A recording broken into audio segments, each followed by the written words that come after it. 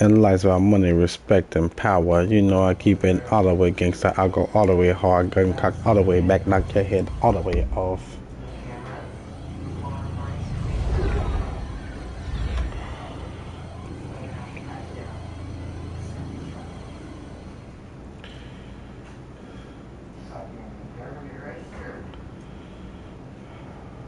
How do I change the bit rate?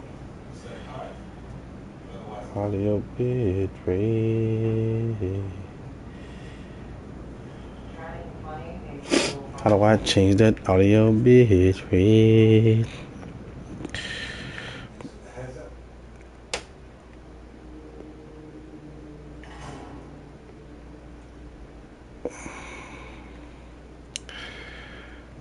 How do I change that audio bit?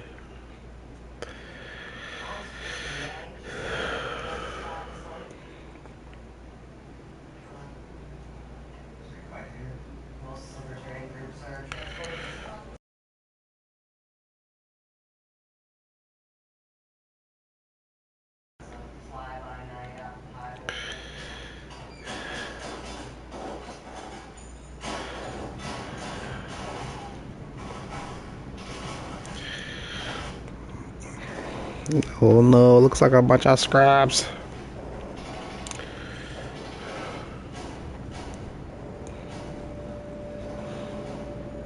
Man, it was so big, bro. We need a big.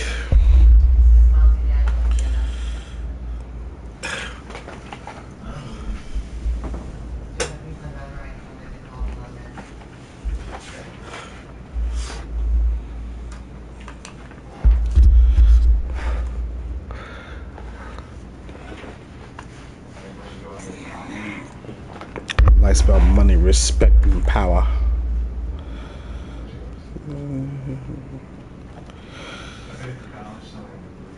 Okay.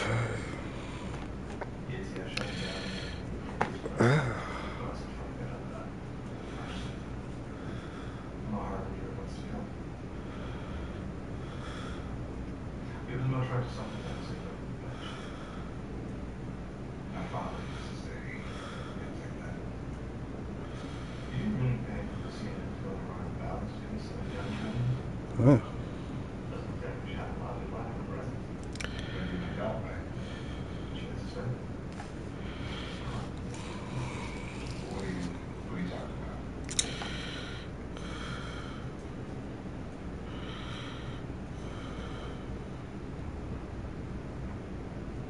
This guy's accuracy was crazy, and when all his friends ran away from him, he threw an egg right at one's head.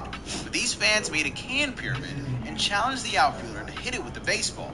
But he actually did it, and his pinpoint accuracy knocked the top one down. This kid hung from the bar with his hook.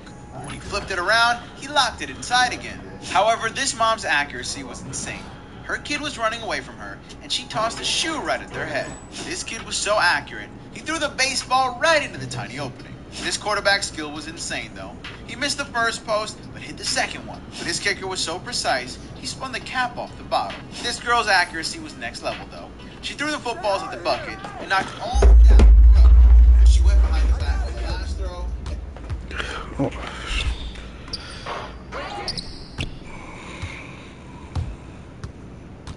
Hey, whose bad is that? Yeah, baby, take that. Yes. Watch the screen. Watch out, watch out.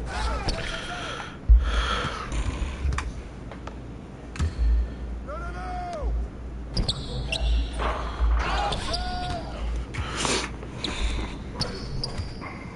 Box out. Put it back. Put it back.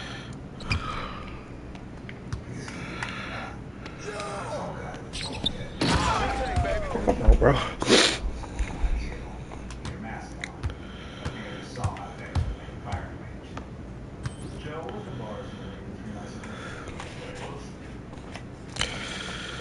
I played that cat before for work.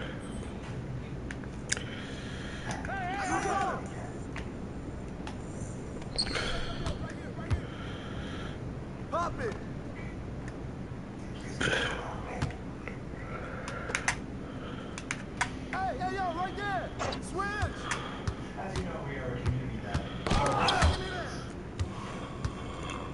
No way.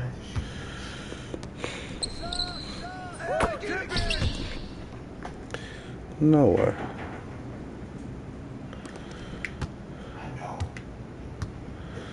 No way.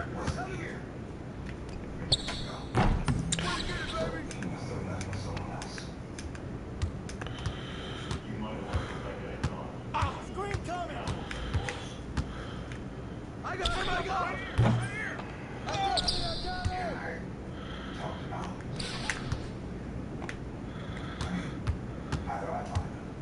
Screen coming. Switch.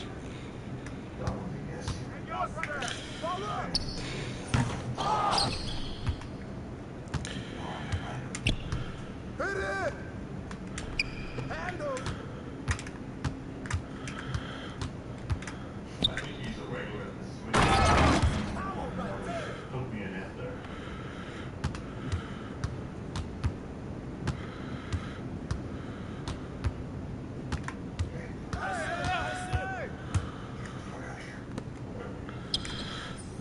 Shoot him up.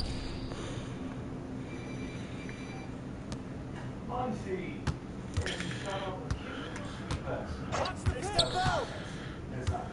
Get there. Shut up.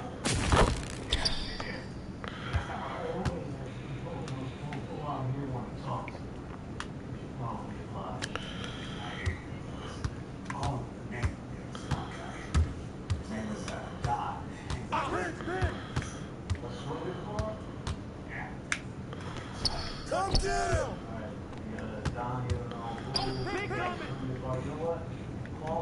I saw coming. Screen. Shut up.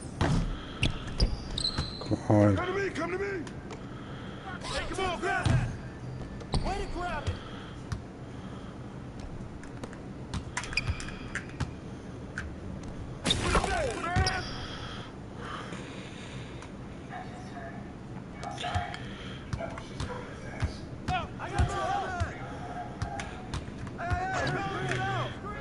Oh, he hungry. Oh man, it's always somebody just stop playing, bro. What the fuck is going on?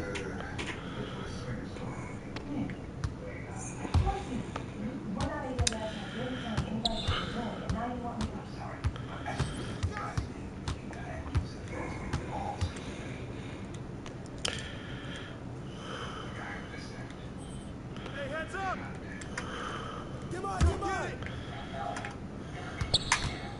I see him.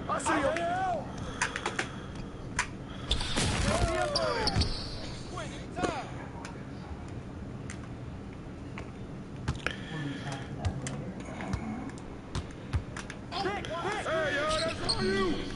Hey, yo, right here. You want that same fly with me?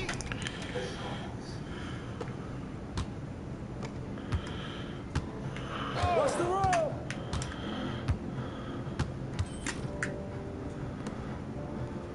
What?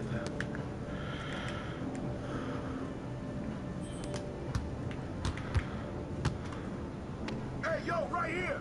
Shot. I'm slipping every time, bro.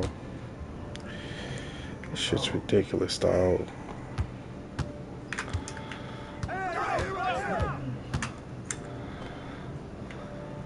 Screen coming in.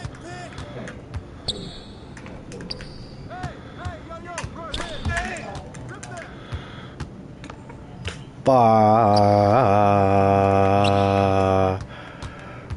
Screen. Hey, good board. Oh gosh, bro.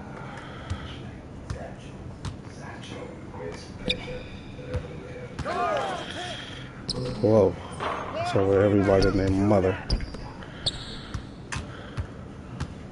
Hey, yo, double.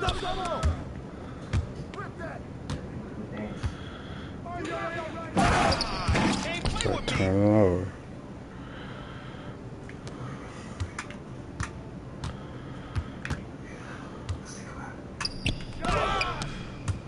Fuck.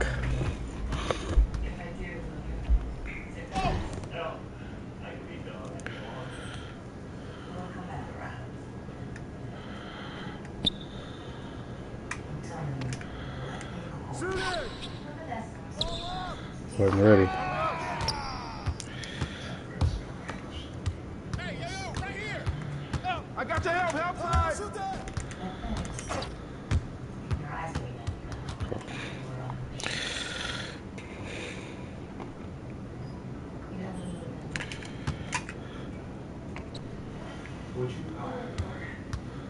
Oh, foul.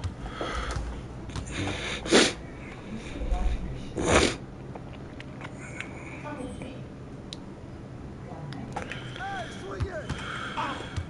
Oh, screen. Oh, shoot. Help, screen coming. Ball.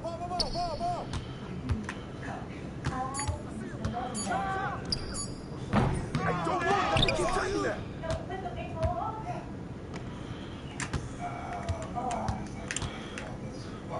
What the fuck?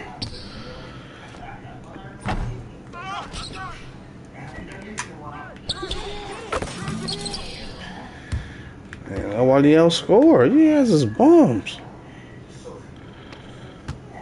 Let's set it up. Hey, yo, right here, baby.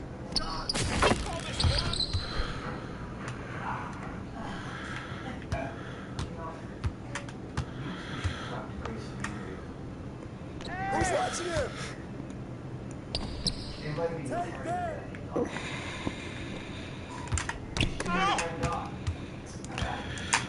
Ready, go.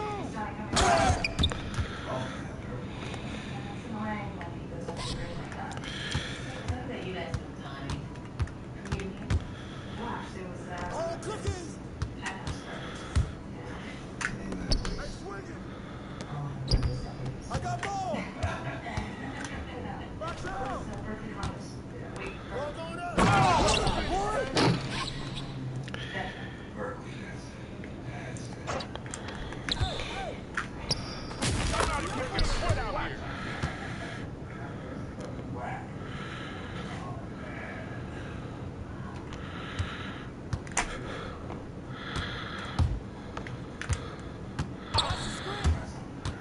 Step up. Hold it, baby.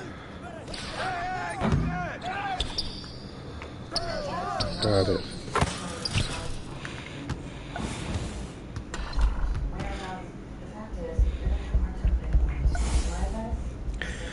Damn. You cannot stop losing in this fucking game, bro. You niggas couldn't even get a... My shit better be on.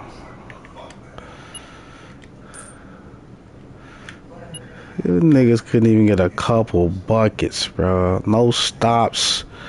Niggas breaking, bro. These niggas couldn't do nothing. Couldn't get a rebound.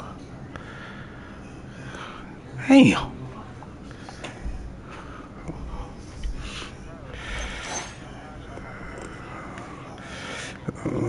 Nah, that ain't your fault, bro. You just gotta make a better build. I know he's super trash. Nah, you seen what I can do.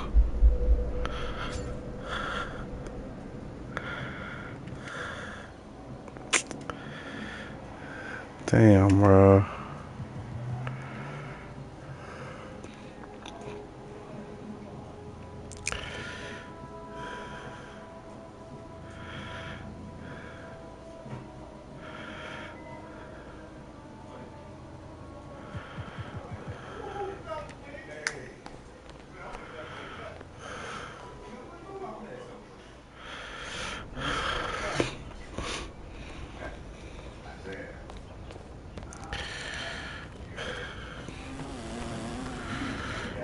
This is garbage, bro.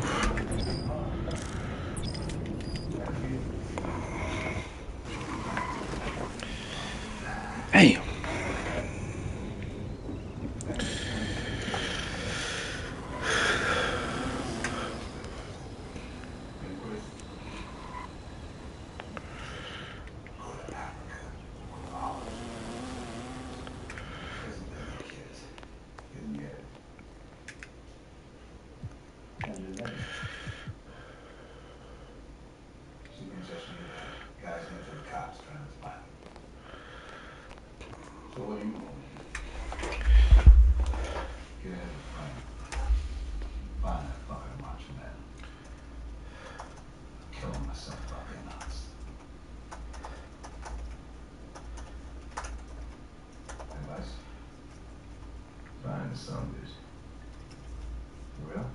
No, but we both know you already know what you're gonna do. All you doing is going around asking folks to one of them agrees. You still mad at that? About what? You gotta go with my gut. Well, if you love is fine. It's to go on with your career, your ambitions, your wins. You're lying to yourself about it the whole while. But hey, old habits. Like your dad.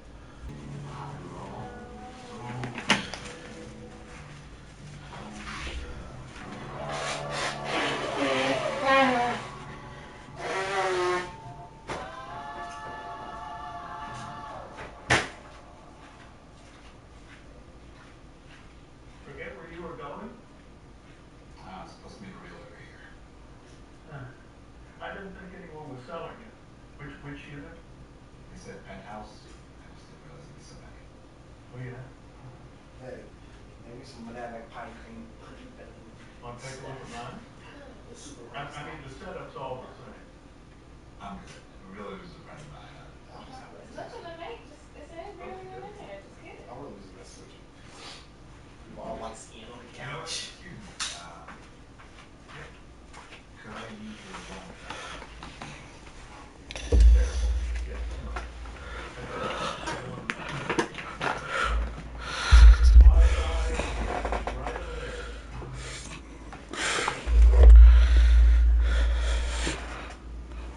What's wrong? Thank you.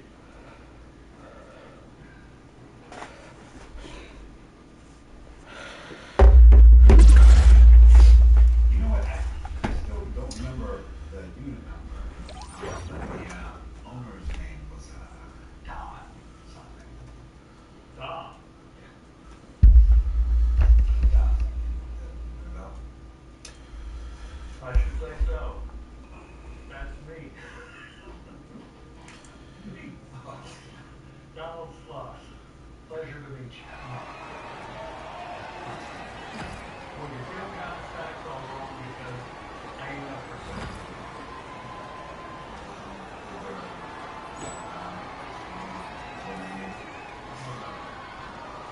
GK. Paul. And then Arrow. Here we go.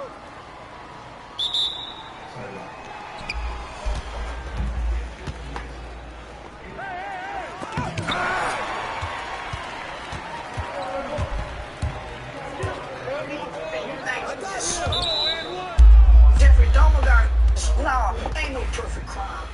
That's why all of them get caught at some point.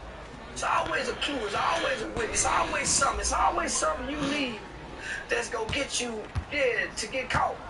So you can't perfectly do it all.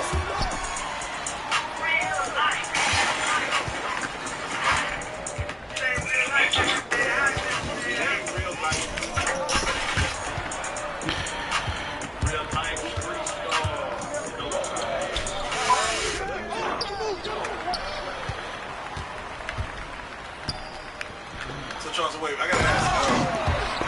Back to Diddy real quick. Yeah. His Boy, you the old type team trying to act just like the young. trying to be like the young, trying to be like the YNs. He's supposed to have a court case in May. And shout out to the judge. Now go ahead. Yeah. Now, I'm gonna explain that. Right, yeah, please, because he just had of course, his mom and sons came back, and again, bond, again. This is not. Born attempt. Yeah. Should they let him out? Just. Yes, only because that's our right. That's our constitutional right. Only way to make money. So this is why I'm saying shout out to the judge, because the judge is saying, okay, we just had a white guy come through with these same exact charges. Y'all let him make a $10 million bond. What's the difference? Why y'all treat, so the judge came and said that, and the judge saying, okay, I heard y'all just winning his sale, and y'all just wrongfully gathered up some supposedly going to prison sale search, destroyed. You can't even use it as evidence. So that let you know it's a fair judge. And he didn't deny his bond. He's thinking about it. He said, okay, I need y'all to send me something, and y'all send me something, and I'll weigh this out. That's why I say, homie, shout out to the judge. I got no other kind of judge, you know? It's the scales of justice, so I'm fair on both sides. So yeah. There you go, much needed. I have to ask, TD Jakes just went, steal. All I'm gonna say, man, Shout out to me, Mug. Mug, my tattoo guy. Mug came home. I don't mind not even gonna be saying that. Come on. Man, I ain't gonna say that. Mug came out shooting at the Potter's house. His aspiration, and he fulfilled his aspiration. Ended up meeting his beautiful wife. TDJ's daughter still ain't got a name. And he stepped down and gave the whole Potter's house to a really old clock with no man. Shit, that's the red flag right there. He stepped down and get a Potter's house to his daughter who ain't got no man. Yeah, that's the first red flag right there. Now they say TD Jakes just he's suing another pastor who alleged that. I don't think it was another pastor, but I think It was another pastor. It was a guy. I forget his name, but he had said that some advancement has, he advanced on him a little bit, asking him, saying, "You do this, and labor will come your way." Jakes just had a stroke. How he suing? That's the people trying to protect his image. You call that nigga up and say, when I see you, I'm gonna kick your ass. Like, now, you don't sue them and lie on you. Defamation of what? And no, man, everybody playing. Yeah, I think everybody playing, huh? I think that stroke he had, he was playing. He ain't fall out the truck. Man, drop the mic, hit your head. Fell down the stairs, down and kill myself trying to play like the police push me. Kill myself. Fell down these motherfuckers stairs playing like the police done push me. Now, hit your head. That's how we know you're serious. Just. Bullshit, niggas ain't gonna later. Man, please. Then I was rooting for him at first. Man, did you see TD Jakes had a stroke? So, speaking of law, Huh? I have to say this, That's why he talking about he was playing. He said he done damn near killed himself falling down the steps, trying to act like the police pushed him. He said, if you really hurt, hit your head then. He crazy, dog.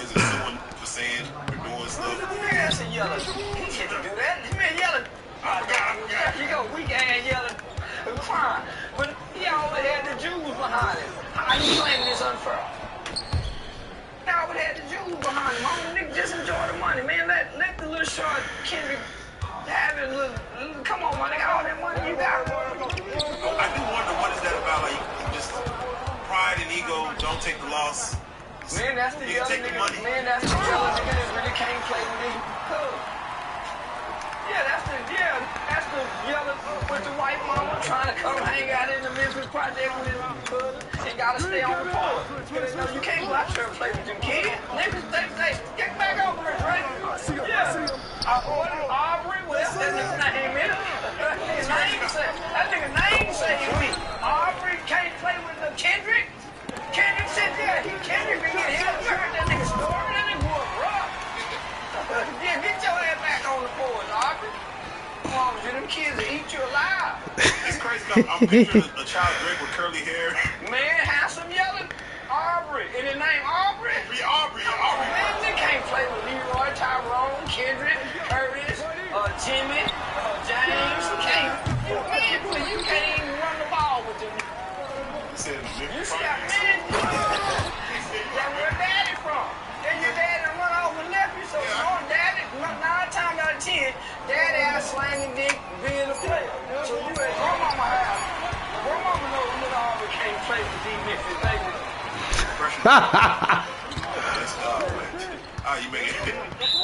You paint a picture. Man, I ain't let my biracial kid with that good hair play with you, cuz. I kept him close. Hey, get over me, ho. I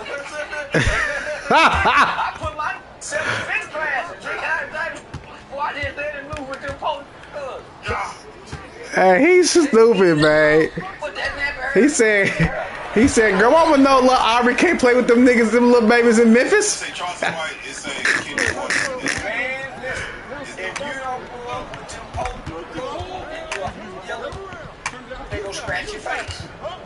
You got your good hair, and you come on the daddy side too, and this nigga been on mama's side. You saw boys in the hood. Nigga shit here. Get out the car. But dope boy nil. And if dope boy wasn't a real, he couldn't hang no more. Dope boy just happened to be a real. Man, don't get out the car. You still win. But nigga, if it on a few like that, don't let you get out the car and still be free his with you. And nigga. Yeah. Somebody, I was having a conversation with somebody. They said they were supposed to shoot him. See what I'm talking about? I'm raised with goodness. Y'all gonna kill me? Yeah, no, that's the mean holding the car. With their mama attributes. Man, most niggas was abused by a woman, not by a man. Most niggas was neglected by a woman, not by a man. Dad was absent over me. He ain't really done nothing but just been absent. You know what I'm saying? The rest of it come by the hands of your mama. And whatever she exposed you to, nigga, that is you niggas talking about. Whoopings was like, mama. Man, out of frustration and anger. It wasn't out of love. That man, now motherfucking kid got no whooping out of love. They scream love, though. Man, there ain't no love, because how you gonna wanna hurt me and say you love me? How you gonna wanna physically say you so baby slap my woman out of love? Yeah, no, because how can you say you love me and this is finna hurt me? I'm finna cry. So when they say, man, the Bible say, if you spurn a rod, you spurn a child. You meant the rod of discipline, not beatings. Because, the rod of discipline, okay, when you get out of school, you don't watch no TV, I need you to do this, so discipline. Not physical pain. You believe that this should be like All behavior needs to be corrected by whoever needs to correct it at that time. You don't say, hey, I'm going to wait till your daddy get here, because now you making daddy the bad guy. You come in and walk in like, You get disciplined by both. What? Mama discipline you right in and out. And then daddy come in, nigga, and discipline. So after you discipline, you sit down and talk to him, explain to him why you discipline. Open up on this, being disciplined. So guess what? When you gone, now he disciplines the younger. Man, I hate you. Yeah, man, So with the Mendez brother story, because the older brother, so he started doing it to the younger brother. Because you leave him right there when you discipline him. You don't listen him back up, so how they know? Man, the kids have to be taught how to do this right. They ain't gonna do this right. they gonna play the depths. Speaking of absentee fathers, him being, I hate that nigga. I know you do. I hate that big old 9-ass nigga. You just touched 10 million views. That nigga ain't giving me $1. And then I just found out. So I said, okay, homie, if you're not gonna give me nothing, I got some people in Atlanta that's working on children. Can you donate something to their organization? I just found out, nigga, like 2 weeks ago, he gave them $250. Oh, wow. And it's, come on, my nigga. So let me just go and say this. After that podcast, we went to his new lounge. I stumbled up on him with two in the back door. He finna go have a threesome, talking that church boy. I stumbled up on him, unbeknownst to me, just trying to go sneak and smoke some weed. He finna go have a threesome with two.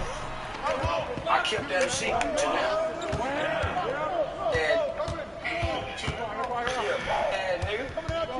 I kept it a secret, and now I'm ass nigga. That nigga know real pervert. Nigga. Because you done had too much freakish, you done made all these bastards, baby. Nigga, I got 2 kids by one woman whom I was married to. So, Dr. Bronny, the young lady he did the interview with, just went on the Breakfast Club and said, I want to talk to the current baby mother. I want to get her help because she doesn't know. Bitch, damn, they did. Yeah, that's one of the most miss ass hoes trying to tap into some more. Man, leave them people alone, man. Whenever it's dick and pussy involved, stay out of it. Man, whenever it's dick and pussy involved, stay out of it. Man, the current baby mama, okay. she even came out. I know man, most women know the kind of they got. Yeah, this been a pervert. Yeah, with that athletic pop. Why do you think? Because he was on Corey Uncle too, trying to act like he was. Yeah, I made that go back to the room and smoke a cigar. Let's take a break, y'all. I made that big old, and he tried to get me on there like I wouldn't say, go. I think I told your staff, you big old nigga. I didn't know you were this big, nigga. Yeah. Tupac didn't know there were police he was shooting at, but he shot at him. I ain't know that nigga. Yeah, I told your staff, man. Yeah, nigga, you done booked me on the flight. You got me on the 31st row. And I didn't even have a window seat. So, nigga, when I got off, I was mad.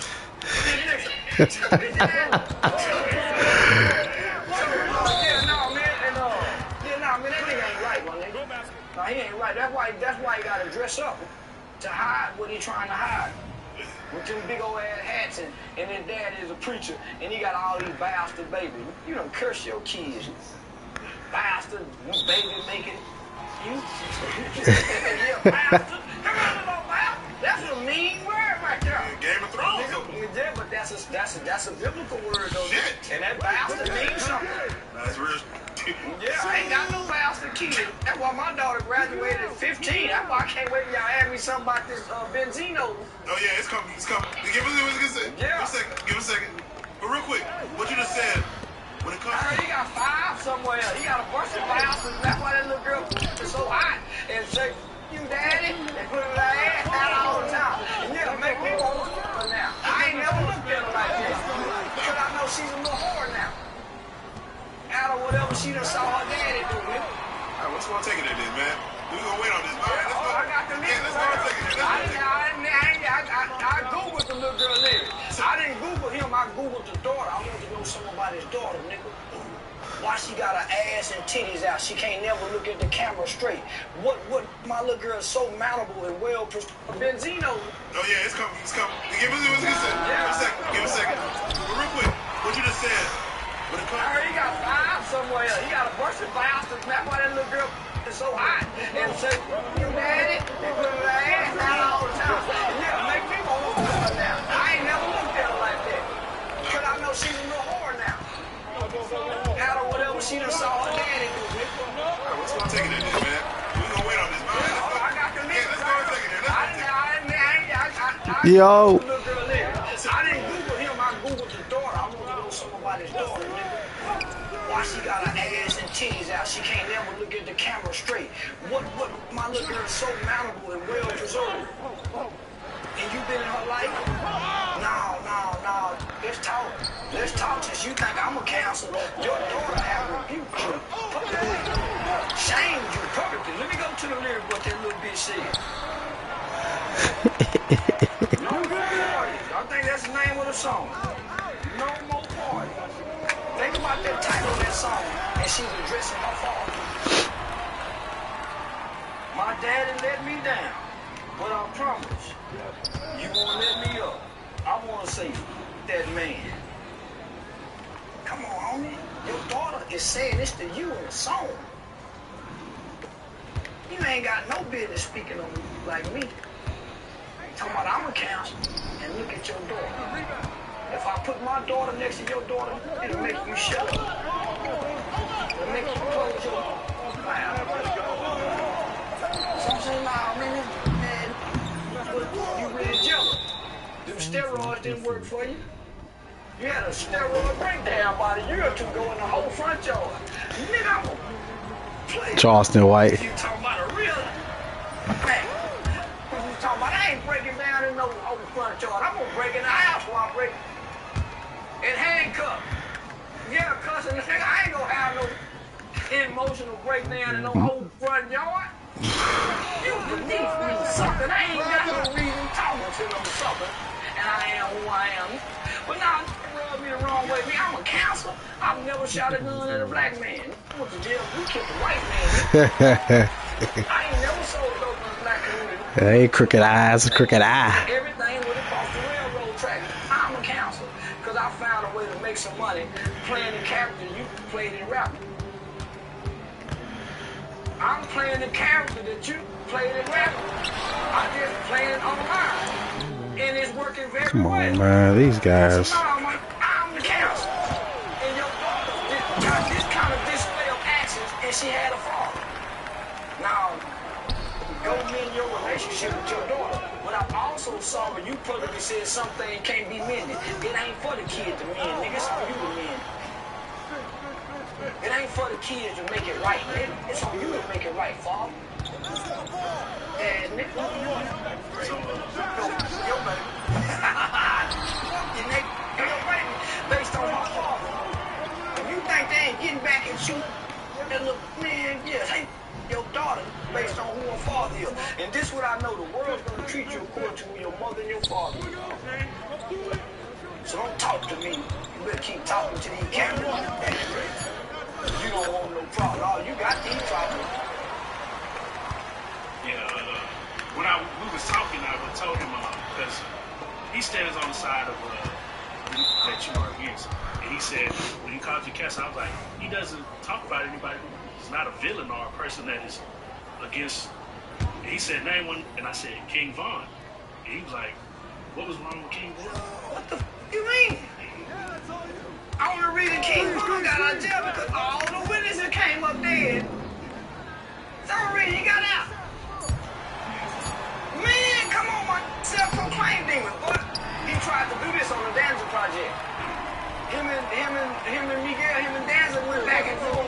Homie, most these get jealous because I ain't have to rap with the beat. I ain't have to kiss him. I put against the grain and got through the door.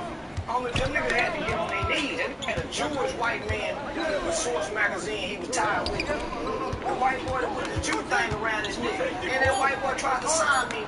He tried to get me to go against Funny Marco. That's why they took the Funny Marco thing down. I wouldn't go against Funny Marco. Funny Marco also say, oh, they trying to get me to replace you.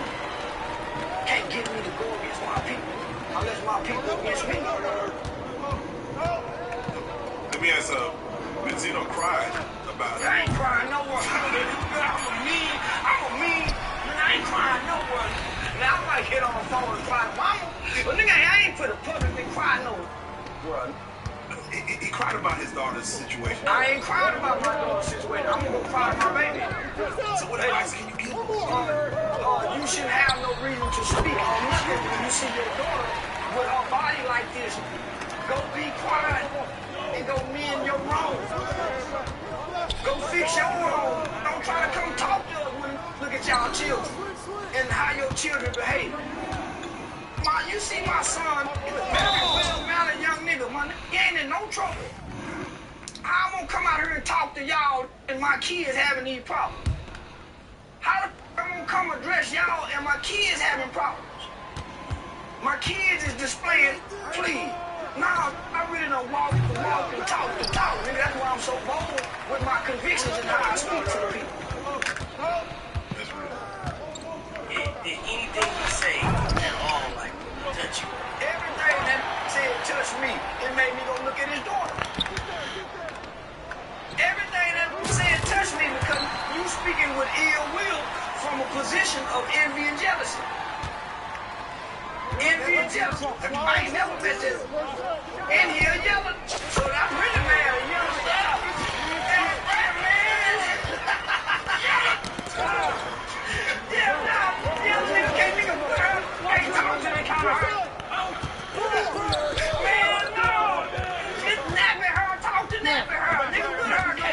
Take nothing to nappy her. Yeah, man, you better sit down somewhere playing with me, nigga. I'm really ignorant.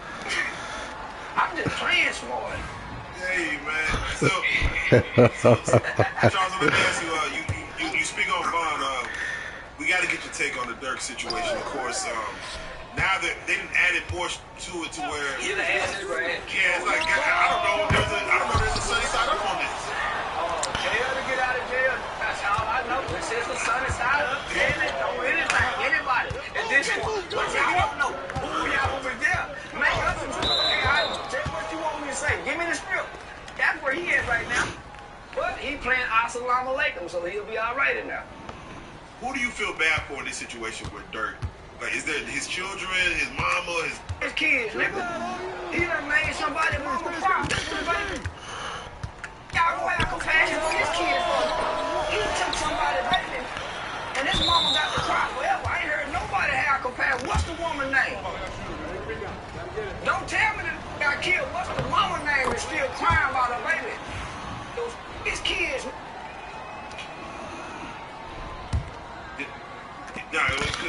You go tell the name of the.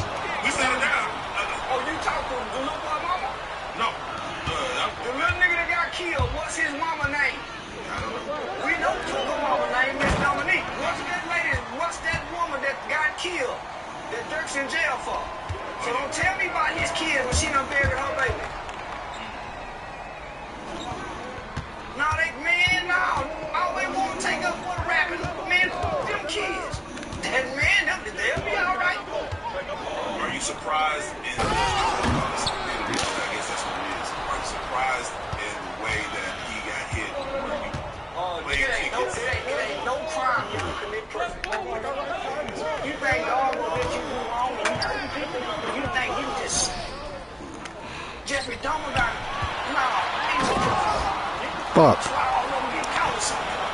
It's always a cue, it's always a witness, it's always something you need that's gonna get you to get caught.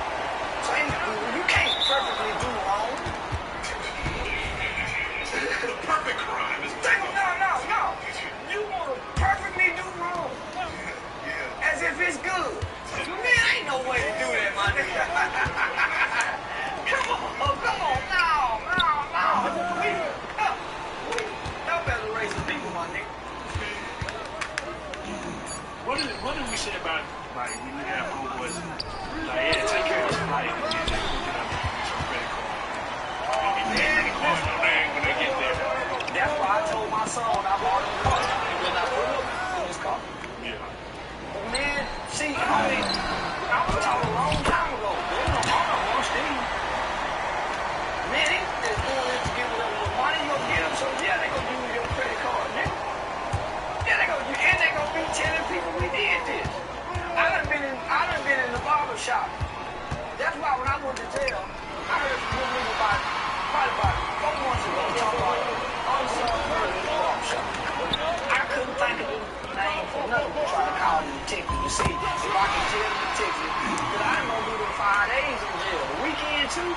Nigga, I couldn't think of nigga. I'm trying to think, man, what's the little nigga's name about that murder? Man, I was that bitch going crazy trying to figure it out. But nigga, I done heard in the barber shop talking about big homie is. I done been in jail with some in the tank talking, man, my nigga them moves, got them keys. Woo. This the bottom. This all the people gotta do is come to speak on and listen and pull them out. So now it ain't no nigga yet use your credit card and they ain't got no credit card. They ain't no your credit card got $100,000 limit and you want me to spend my little money, the little $50,000 you done gave me. I done played trick with it. I done done all this with it, and I get every day. You want me to logically commit a crime? You want me to commit a crime with a rational brain, and you know I'm lunch every day. I'm doing all these different every day, and you want me to do something right? You got to be a fool. So you have a shirt. I forget. It says if it don't. What is it? If you want your pockets to swell, tail.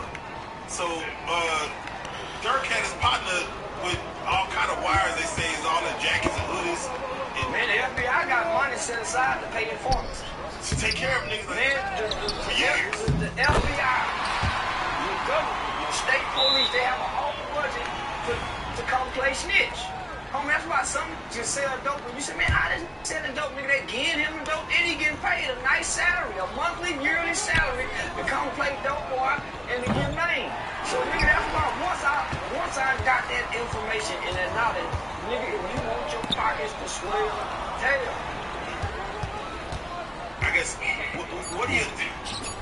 Because, you know, these wires is everywhere. I don't know what to do. But again, we had Officer Teagan up here, who, of course, brought down 43 niggas. He started from the bottom. He didn't even have a budget.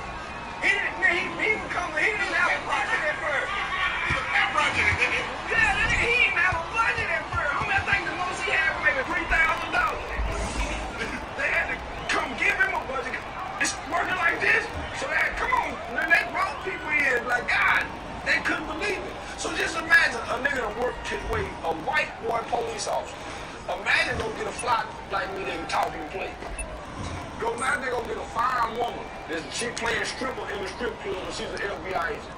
Come on, man. You can't outthink these people because they got 3 shifts. They got 3 shifts. When you at your smartest and at your, you still gotta go to bed and get some rest. Come on in. They got another shift coming in. Watch out. So you gonna beat these people. There you go. There you go. Yeah, nah, homie,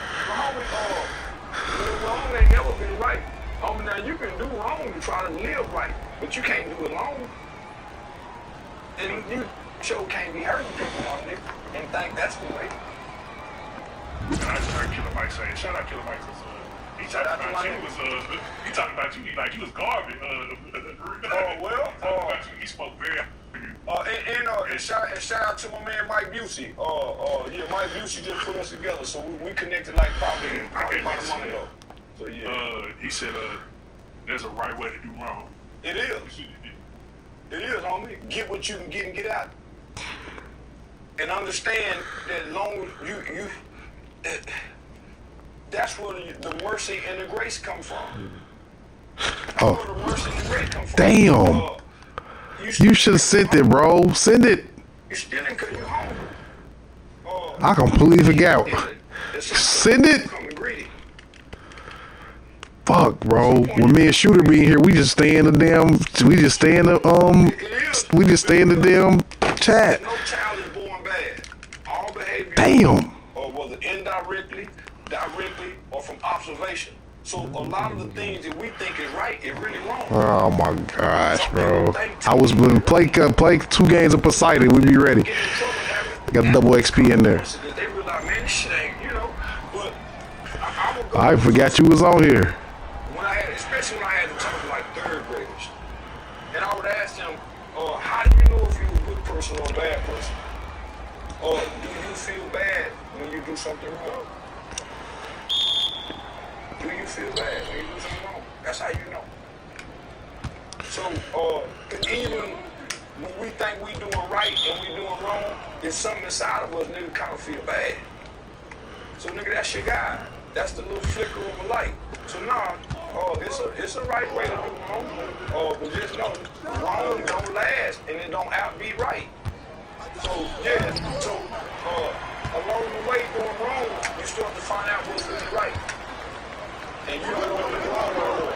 So that's why some people who were raised certain way become completely against how they were raised. Alright, so I'm gonna throw a wrench in your logic. Yeah. Donatello was out, Young Thug, did his thing. And then Young Thug kept it solid. Young Thug didn't keep it solid. Keep it solid, he was going all the way to the finish line. He took the lead. He didn't keep it solid. So he said, okay, y'all, we'll gang. I can't take it no more. We'll gang. Nigga, that's all Gunna said from the beginning. Gunna wasn't a part of the game. Can't speak on Gunna when Gunna was the one that kept paying the lawyer. Gunna was paying that lawyer, homie. And because I said that publicly, homie, Young Thug got mad at Gunna because wasn't nobody supposed to know the information. Man, I came in here, homie, so, and I ain't even supposed to be repeating it when they got let it out. He was mad about that, that I publicly said that. He didn't want nobody to know that Gunna was doing that, homie. That's why Gunna and them brothers said, come on, homie, then he got out of jail and immediately went to work, nigga. He took the artist in, gang banger, he wasn't involved in nothing. He wasn't involved in nothing. Why not relieve me? Why not relieve me? Why I gotta go through this with y'all? Y'all know I ain't with this. Y'all saw what Big and Pop. Oh, yo, you can come in the chat. I got a whole open chat too. You all over off outside the fence, like you ain't in the fence.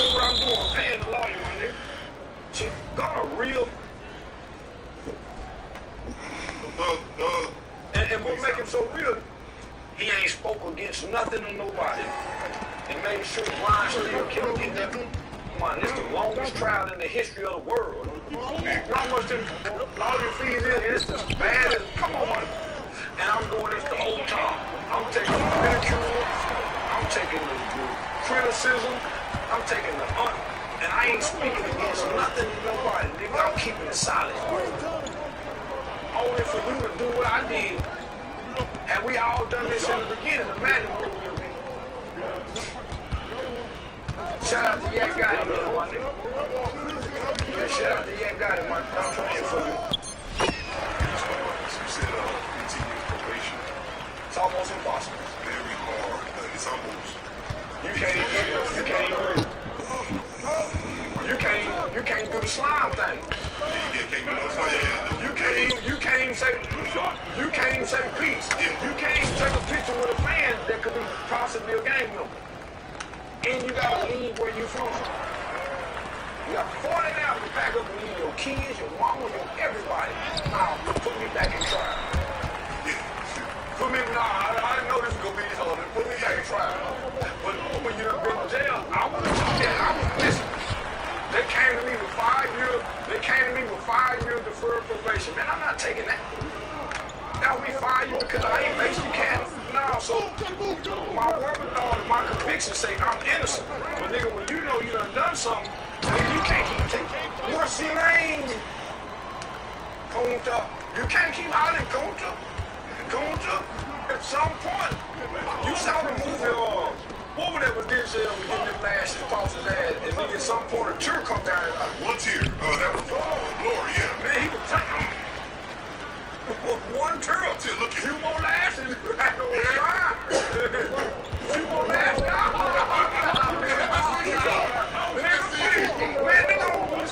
I get it on both sides, man. Is it a selfish thing, though? It is like probation have always been set up for you to fail. Parole is a little designed for you to make it. Parole is a little designed for you to make it. But probation is designed for you to fail. That last stipulation that if he does violate, he has to come back before the judge, which you think that was That means the judge can put whatever he want to put on your ass. So that means these people don't see 40-something years, 20 years plus 20. Man, those conditions didn't even make sense to me. Huh? What? Huh? What? So let me know you can't come back and do it. Not gonna be able to do it. Not at this moment, baby. And like you gonna have to eat in about 20 minutes. He got a new soul. There she is, chat mama. No, nigga, he ain't the same. You know, chat mama gonna be asking you all type of things. Spirit done been broken. So it's no different than the walking around on the plantation and you finally see them. Kunta and Toby were two different. Kunta and Toby were twins. Now Toby was civilized. and Toby on the head. Man, what with that cut off foot? Dog got a cut off foot now. So now think about Kunta Kinte and Toby. This Toby now, he can't deliver as Kunta. But it seems like Gunna's just thriving in this. Because Gunna wasn't a part of that. He just got guilty by association. And he taking the shame only for y'all to love Woody. And nigga, I talked to Woody the other day, good hearted. You know, Woody is walking in redemption. Because, yeah, he walking with, how y'all gonna shame this? Atlanta wouldn't even play his songs, homie. They would play Gunna music in Atlanta club and everybody would quit dancing. Only for them to come celebrate Woody. So nigga, come on, man, that's why I hate this culture, my nigga. That's why I speak against this in the way I speak against it. real quick. You did say like the judge is one step from God, and it's crazy how that plays into what you just said with Thug. Like, I kind of. There he is. Guy on the outside of the paywall. What are you doing? But me and your lawyer cool. Your lawyer just had a big fundraiser. That's why they wanted that out of there. That nigga that had the loop in his ear. He wrote, I'm over. This white woman the white woman always more compassionate. I don't give a damn what you say about white people. The white woman is way more compassionate, but she can be just as evil. She the one when Master die, know he been back there and play, she gonna sell your babies. She gonna make sure this one baby you got don't never get no freedom. So she can be just as cruel. But boy, when you find you a compassionate white woman, boy, yeah, that's who taught most niggas how to read. Had patience with you. That's crazy. Man, we just had a good game. Winning that thing by 1. I forgot y'all was so locked in then listening to this.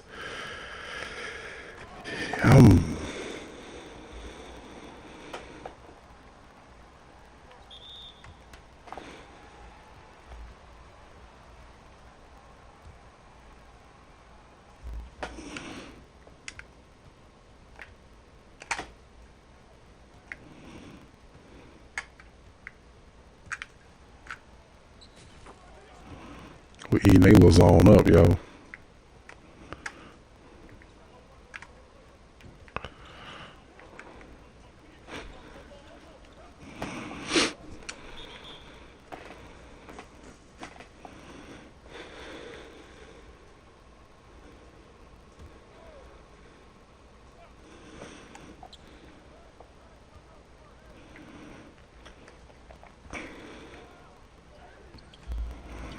And so I was able to explain about 99% of what people thought was a UFO, but there was 1% that didn't fall into the category Damn, dude, of just potential get away explanation, from me. secret military activity, or a hoax.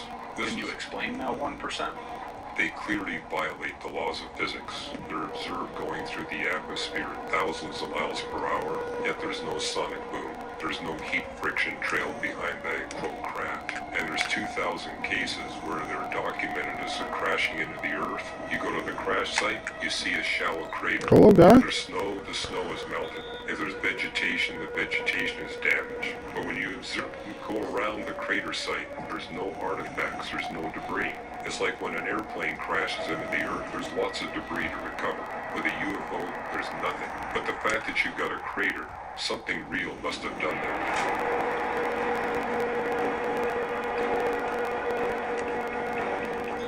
Dr. Ross, you are the first guy in this new studio right here. Welcome to Hoboken, sir. Well, what a privilege. And where are you coming from in California specifically? Covina, California is our headquarters. Covina, where's that close to? About 10 miles. Hoboken. Okay, all right, so it's pretty beautiful out there, no? Oh yeah, it is. We get to, we're on top of a hill. We get to see the San Gabriel Mountains. That's awesome. So, good view. How long you been out there? We've been at that headquarters since 2013, but the ministry's been around since 1985. Gotcha. Well, you are a very unique guy with a unique perspective here in the LSU. This is what I realized. If you got too many 3-point shooters on the team, your AI is not going to be able to shoot. Because we'll get to Like they're not going to have everybody fucking. Physicist. Yeah. So They try to fill in the hole of what your team needs. you kind of marry the two things together, which is pretty fascinating to me. It's not as common, I would say. I'm sure there's other people that are the same, but There's a lot, actually. there's a lot. Yeah. Really? Well, especially in astrophysics. Really? Well, because in astrophysics, you're looking at the beginning of the universe.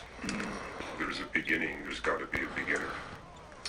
It's that straightforward. So, I think so. It all starts somewhere. Yeah. You know, it's one of those, like, I love questions like what you've obviously spent your whole life grappling with and actually doing some of the science behind it too, but existentialism is something that can be very stressful if you're thinking about it, because you can get to the point of, well, what is the meaning of all of it if I don't know the meaning of all of it? But it's also something that can give you a little bit of peace in the sense that you realize you're this little speck in this on this big world in this giant universe, and you really don't know what's out there.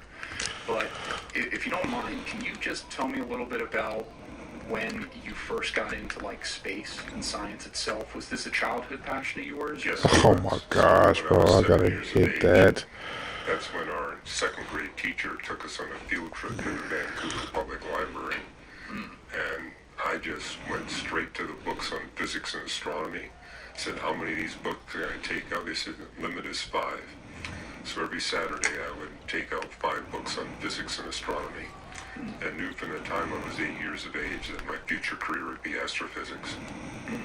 And so, were you also growing up in a religious household? Or? Not at all. Really? Not at all. It was my astrophysics that brought me into the Christian faith. And because what I was doing when I was growing up is I would look at a different subdiscipline What do you think that is? of astronomy every year. So one year I'd study stellar I astrophysics. think that's the the interior stars. fuck the levels. Looked at cosmology. That's the science of the origin and history of the universe. And at that time, there was a debate. Is it a steady state universe? Is it an oscillating universe? Is it a Big Bang universe? But even back then, Dude, get your ass out the way, dog. Big Bang. I said, if it's Big Bang, the universe has to have a beginning. If there's a beginning, there has to be a beginner, a cosmic beginner. I had no idea how to find the cosmic beginner. I thought, well, I'm going to read the great philosophers. So I read Immanuel Kant's Critique of Pure Reason. I read some of René Descartes and recognized they didn't have the right concepts of space and time. How so? Well, I mean, you got Immanuel Kant. What he did is he took the cosmological arguments for God that Aquinas had developed, because I read some of Aquinas, and it's like he took all of his arguments and chopped them up into 9 pieces and claimed that each piece by itself was inadequate. And I said, well, of course, you only took a small piece. You put all 9 together, you got a much more compelling argument. And he had this idea that we can only get information through the senses. So, and when I read his Critique of Pure Reason, it says this doesn't hang together. There's a lot of things that seem self-contradictory. And that's when I went Oh to my gosh, dog. filled with immigrants, mainly Asian. You seeing this? And so when they heard about trying to find the cosmic beginner, they said, hey, Hell, man, we just Islam. like lost in these last Look at 2-3 Islam. minutes. So I began to go through those books. And when I tell people I didn't really get to know Christians until I showed up at They in that Calvary. 2-3 and they I did smoking, get to bro. see 2 Christians from 30 feet away when I was 11 years of age. And these were 2 businessmen that came into our public It's school. crazy, dog. They don't let them bobble that thing or nothing. Desk and left. But in those boxes were Gideon Bibles. So I started reading a Gideon Bible when I was 17 and recognized right away how different it was. It was clear, it was direct, it commanded objective testing. And I'd been taught the scientific method in every grade that I went through my Canadian public education. And I was stunned by the fact that when you go through the Bible's creation text, it's following the scientific method. Now, I was naive. I didn't realize that that was the origin of the scientific method. The scientific method came out of Reformation theology. so where they went bullshit. through the creation text and they saw this testing method and began to apply it to the real world. Hey guys, can I Like ask you for a everybody quick favor? fucking open, If you look at dog. this chart to my right, you will see that around 85% of our viewers for the month of September were not subscribed to the channel. And unfortunately, what that means is that YouTube will not put our videos into the algorithm, and therefore we will not be able to scale the show and continue to give you not only great content, but give you more of it. I'd love to be able to hire a team, have some more help around here so that I can put out more. And if you guys take 1 second to please hit that subscribe button right there, it will go a long way to help it. Thank you, and enjoy the rest of the show.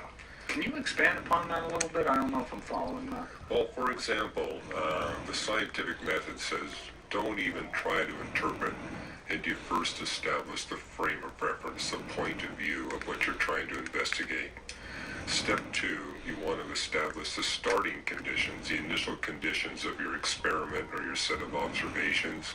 Then you observe what's happening, develop a chronology, determine what's happening, when, where, in what order. Then you want to look at the final conditions and see how they're different from the starting conditions. And only then do you make an hypothesis. Then you want to test that hypothesis with further experiments, observations, or in the case of a book, look at alternate texts. That's something else that struck me about the Bible, is that instead of 1 or 2 major texts on creation and science, there are over 2 dozen. The Bible, after all, is 66 different books written by 39 different authors. So it says, I'm going to test what I see in the first page with what I see in the other creation texts. And I was prepared to check the Bible if I could find a provable error or contradiction. I spent 18 months trying to find a provable error or contradiction. Yes. I did find many passages I didn't understand, but after 18 months I couldn't find a single provable error or contradiction. Not one? Not one, on science, history, geography. And in the process, I found over 100 places where the Bible had accurately predicted a future scientific discovery. Can you give an example of that? Well, I mean, I was looking at Big Bang cosmology, and what struck me about the Bible is it said that the universe has a beginning, and it On our includes a team? beginning of space and time itself, and that this God was active before time even existed. Yeah, they quit, man. They're That was fucking the same terrible. time when physicists in Britain and South Africa were developing the first of the space-time theorems, which basically proved that space and time have a beginning. So it says, hey, the Bible got that right. And it also says that the laws of physics have never changed. And I said, that's something astronomers have proven over decades, is that there's no change in the laws of physics anywhere in the universe at any time in the past history. Where does it say that? I'm definitely not as familiar with the text as you are, but like what? Well, for example, you've got Jeremiah 33, where God is speaking to the Jews and saying, you're a double-minded people. You change your mind all the time. But I'm a God that's immutable. I don't change. As proof, look to the laws that govern the heavens and the earth. As they have never changed, I have not changed. And you get it in the New Testament. The book of Romans talks about how there's this pervasive law of decay, what we physicists would call the second law of thermodynamics, and basically makes the point that this law of decay remains in effect from the beginning of the universe until evil is eradicated and removed from God's creation. Good I said, shot. well, it's something that's clearly true. We can measure the second law of thermodynamics in all these distant stars and galaxies. It's not changed. And I found 11 texts that talk about the expansion of the universe, how God stretches out the heavens, and does so in 11 different texts with 6 different authors, and uses 3 different Hebrew verb forms to describe it. And I says, that's the expansion of the universe. So, you know, it's those things, and also noticing that the order of events for the creation in Genesis 1 were all in the correct sequence. And everything else I read in other holy books, it got the order wrong. It got the events wrong. Like what? Well, So for what does like the example, Quran get wrong about that, in your opinion? well, the Quran's got 3 creation texts, but one of them says that the stars are closer to us than the planets. And even with naked eye observations, you know that's not correct. The stars have to be more distant than the planets. Fair. So, Fuck. and then when I looked at the Hindu Vedas, it said that the universe reincarnates. It goes through a beginning and then an ending. But it says there's 4.32 billion years between one beginning of the universe and the subsequent beginning. And I recognize, well, wait a minute, there's not enough entropy, there's not enough decay going on in the universe for there to be a possibility of a mechanical mechanism to rebound the universe. And also, I knew the 4.32 billion couldn't possibly be right. The universe is clearly older than 4.32 billion years. So that's how I treated the other holy books. I would read them until I found several provable errors. I says, okay, this is not from God, it's from a human source. The other thing that struck me about the Bible is the only holy book I picked up that had what I would call transcendent doctrines. Teachings about God and the way he works with his creation that can't be understood within length, width, height, and time. Those are the dimensions we humans experience. You know, and I took a course on He is so whack, bro. I forgot he was still playing. The dimensions you experience. For real, he got his dude quit and he got no points, bro. One essence. No, and I didn't even know he was on the clock. I thought it was just me and Shooter playing. That doesn't work in 4 space-time dimensions, but you can make it work if you allow God to have access to other dimensions. And the Bible also says that God predetermines every thought, word, and action that every human being has ever performed. And yet it says we are free will beings. We're responsible for every word, thought, and action. Again, that's something you can't visualize within length, width, height, and time. But one of the books I wrote, Beyond the Cosmos, I show you 3 different ways you can have both simultaneously true if we allow God to move and operate in 11 space-time dimensions. And you say, well, where did you get that from? We know from particle physics there's got to be another 6 tiny space dimensions to accompany the 3 big ones. So clearly the Creator is bigger than that. And Come so on. disallowing God to be as big as what the new physics shows us, actually you can demonstrate that these things that people thought were contradictions are resolvable paradoxes. I gotta be able to fucking finish when I get. Couldn't come from a human Oh my source. gosh.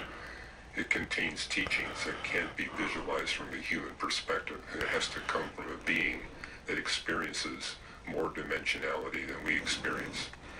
So that's what happened to me between 17 and 19. At age 19, I said, there's no doubt. Oh my gosh, man. The creator of the universe. What would it take for you to come off that opinion? Interesting you bring that up, because that was the subject of a debate. They don't let you do no operation over there. He's a British chemist. We had to read his textbooks. He's written multiple textbooks. Nah, but they got the hop step and shit all over there, all easy. Like, don't let me hop step so much. Let me go straight line and. In England a few years ago, and did a debate with Peter Atkins on does science support the existence of God. The moderator of the debate went to me and says, Hugh, what scientific discoveries would it take for you to abandon your Christian faith and join Peter Atkins as an atheist? I said, well, if you were to prove to me beyond any shadow of doubt that the universe did not have a beginning, that it was eternal, that would be catastrophic to my Christian faith. And likewise, if we were to prove that we human beings are no different from the other animals, that there's nothing special about human beings, that would be catastrophic to my Christian faith. Or if you to prove Oh, that why would he Jesus just did pull not up like rise that, bodily bro? from the dead, that would be catastrophic to my Christian faith. Then the moderator turned to Peter and said, well, how about you? What would it take for you to abandon your atheism and believe in God and to join you? And he said, well, maybe if Jesus appeared to me... I cannot believe I can't get the ball out. Maybe that would... He said, no, that wouldn't work. I would think I was having a delusion. Bottom line, and this is a debate you can watch on YouTube. 500,000 people have seen it. He basically says, there's nothing that would ever change my mind. Oh, look at this guy. Nothing in science that would ever persuade him. I cannot believe this guy's still playing, dog. And he critiqued me for a whole hour previous to that, saying, you have to... I'm like, why is the AI not throwing it to me? It's this fucking guy. On testable science. Look at my guy fucking going way up slow, bro. What is he doing? All right, here we go. 36 seconds, 3 points. If he could possibly, I don't know, convert or something. But it's fascinating to me that there's a lot to unpack in what you said. Fuck, I gave up a wide open 3, bro. To express that whole thing. Just to be clear where I stand on stuff for this conversation. Nah, that should have turned it over. I'm not Catholic, though. That was a good fucking run, though. I don't really appreciate some of the things going on in that church. I have my own relationship with what's going on, and I'm pretty comfortable with that, but I think about that a lot. I do think that there has to be something at the beginning. There has to be some form of creation.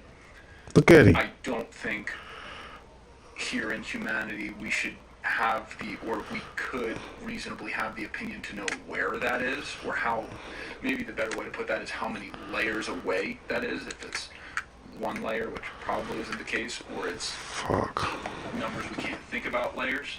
And true, for 36 on 15 to 21. Challenging where science is going to break through on 16, 11 to 6. He went 36, 1 board, 2 dimes, and 3 steals. But I'm very conscious of the fact that I don't know.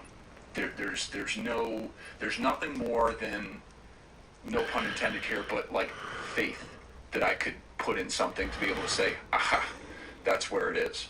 But when I look at, to go back to some of the things you were saying on the text, in theory, I think I followed what you meant about testing with the scientific method and being able to explain so many things in there. And I don't want to get in the trap of like just being a skeptic and picking apart every little thing. But like, how could you not, as a scientist, challenge, just say, the physics of the stories of Jesus Christ? Steve-O, let's go! Water into wine. Being someone who rose from the dead. Steve-O about to roll with us, bro.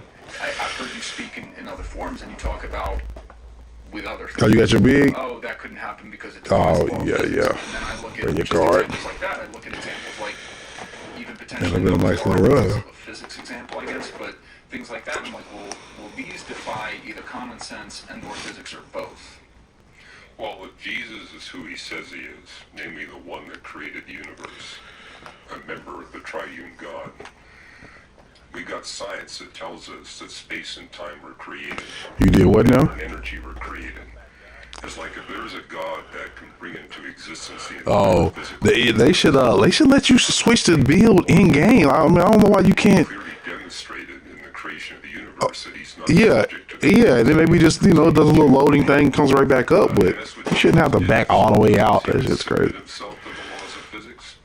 Other times he would defy the laws of physics, basically proving to people, look, I'm not just a human being. I'm the one that created everything. Guess what, everybody? It is that time of year again. Football season is officially. I'm supposed to get the kids out the bed, but What that means, it is time to let me place check on those her. bets. Hold on. As a bettor, you demand perfection.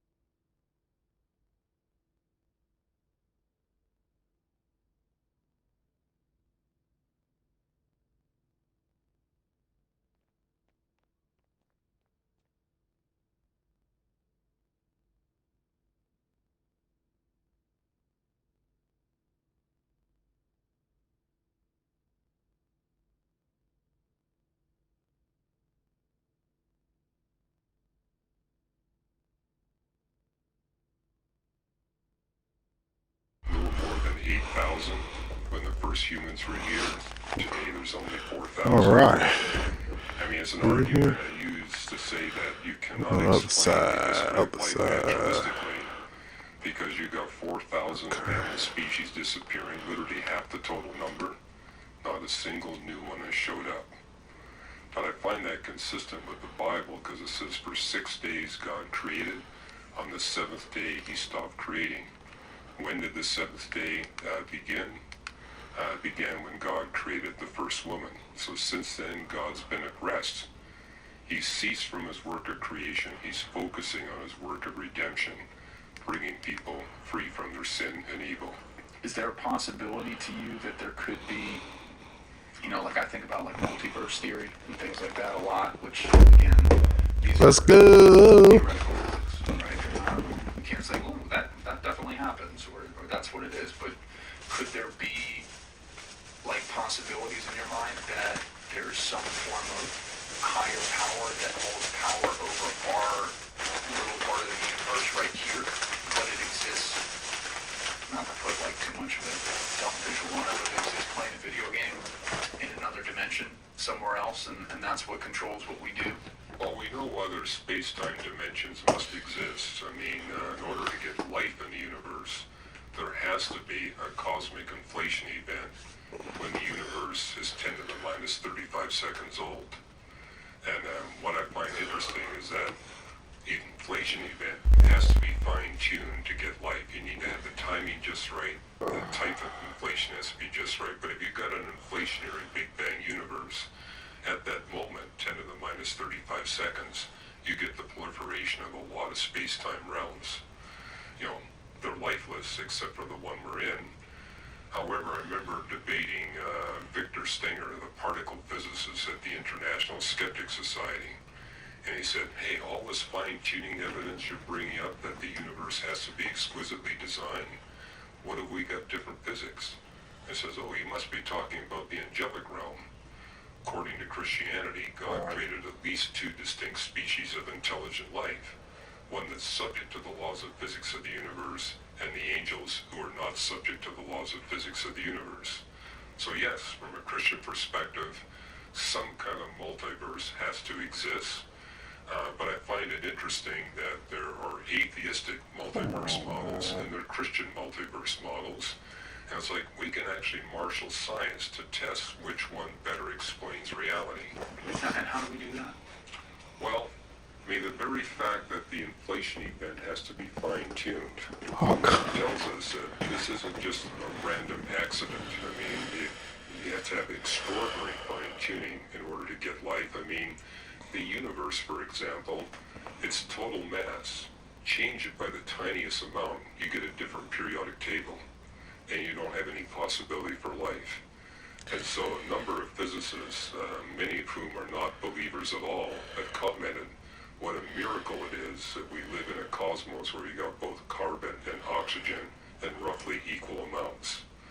But the fine-tuning you need to get such a universe is just mind-blowing. And it's like, this is not something that's simply a random accident. There's a mind behind this that wanted the universe to have the capability of housing human life. You say, well, isn't it all? Because that's what Victor Stenger said in this thing. It's a huge waste. Look how big the universe is.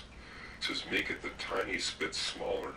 There'd be no possibility for life anywhere in the universe. It's got to be exactly the size that it is, and the mass that it is, and the age that it is.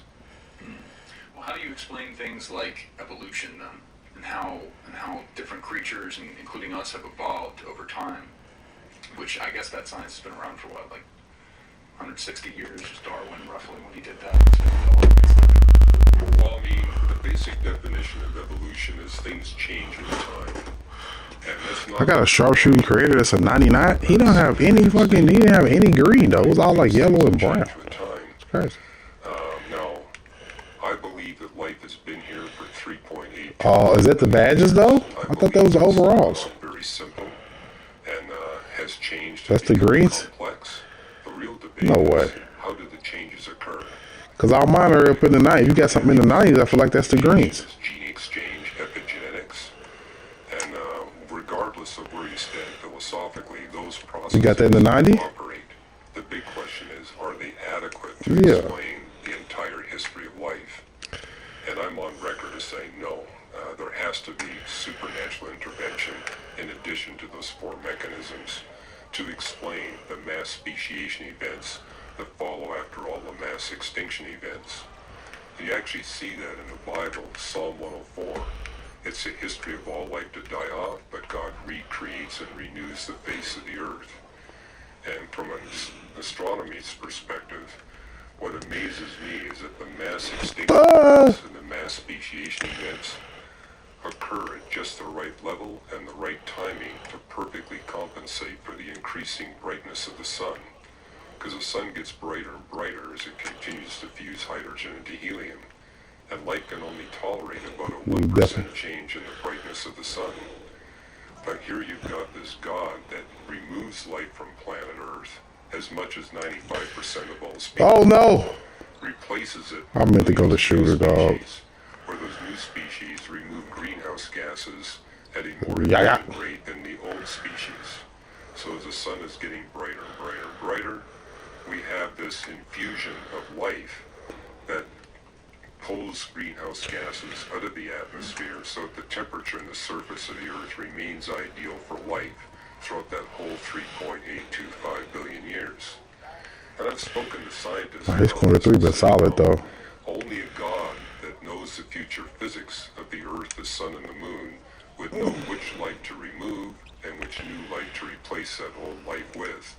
And that has to be done about every 30 to 35 million years.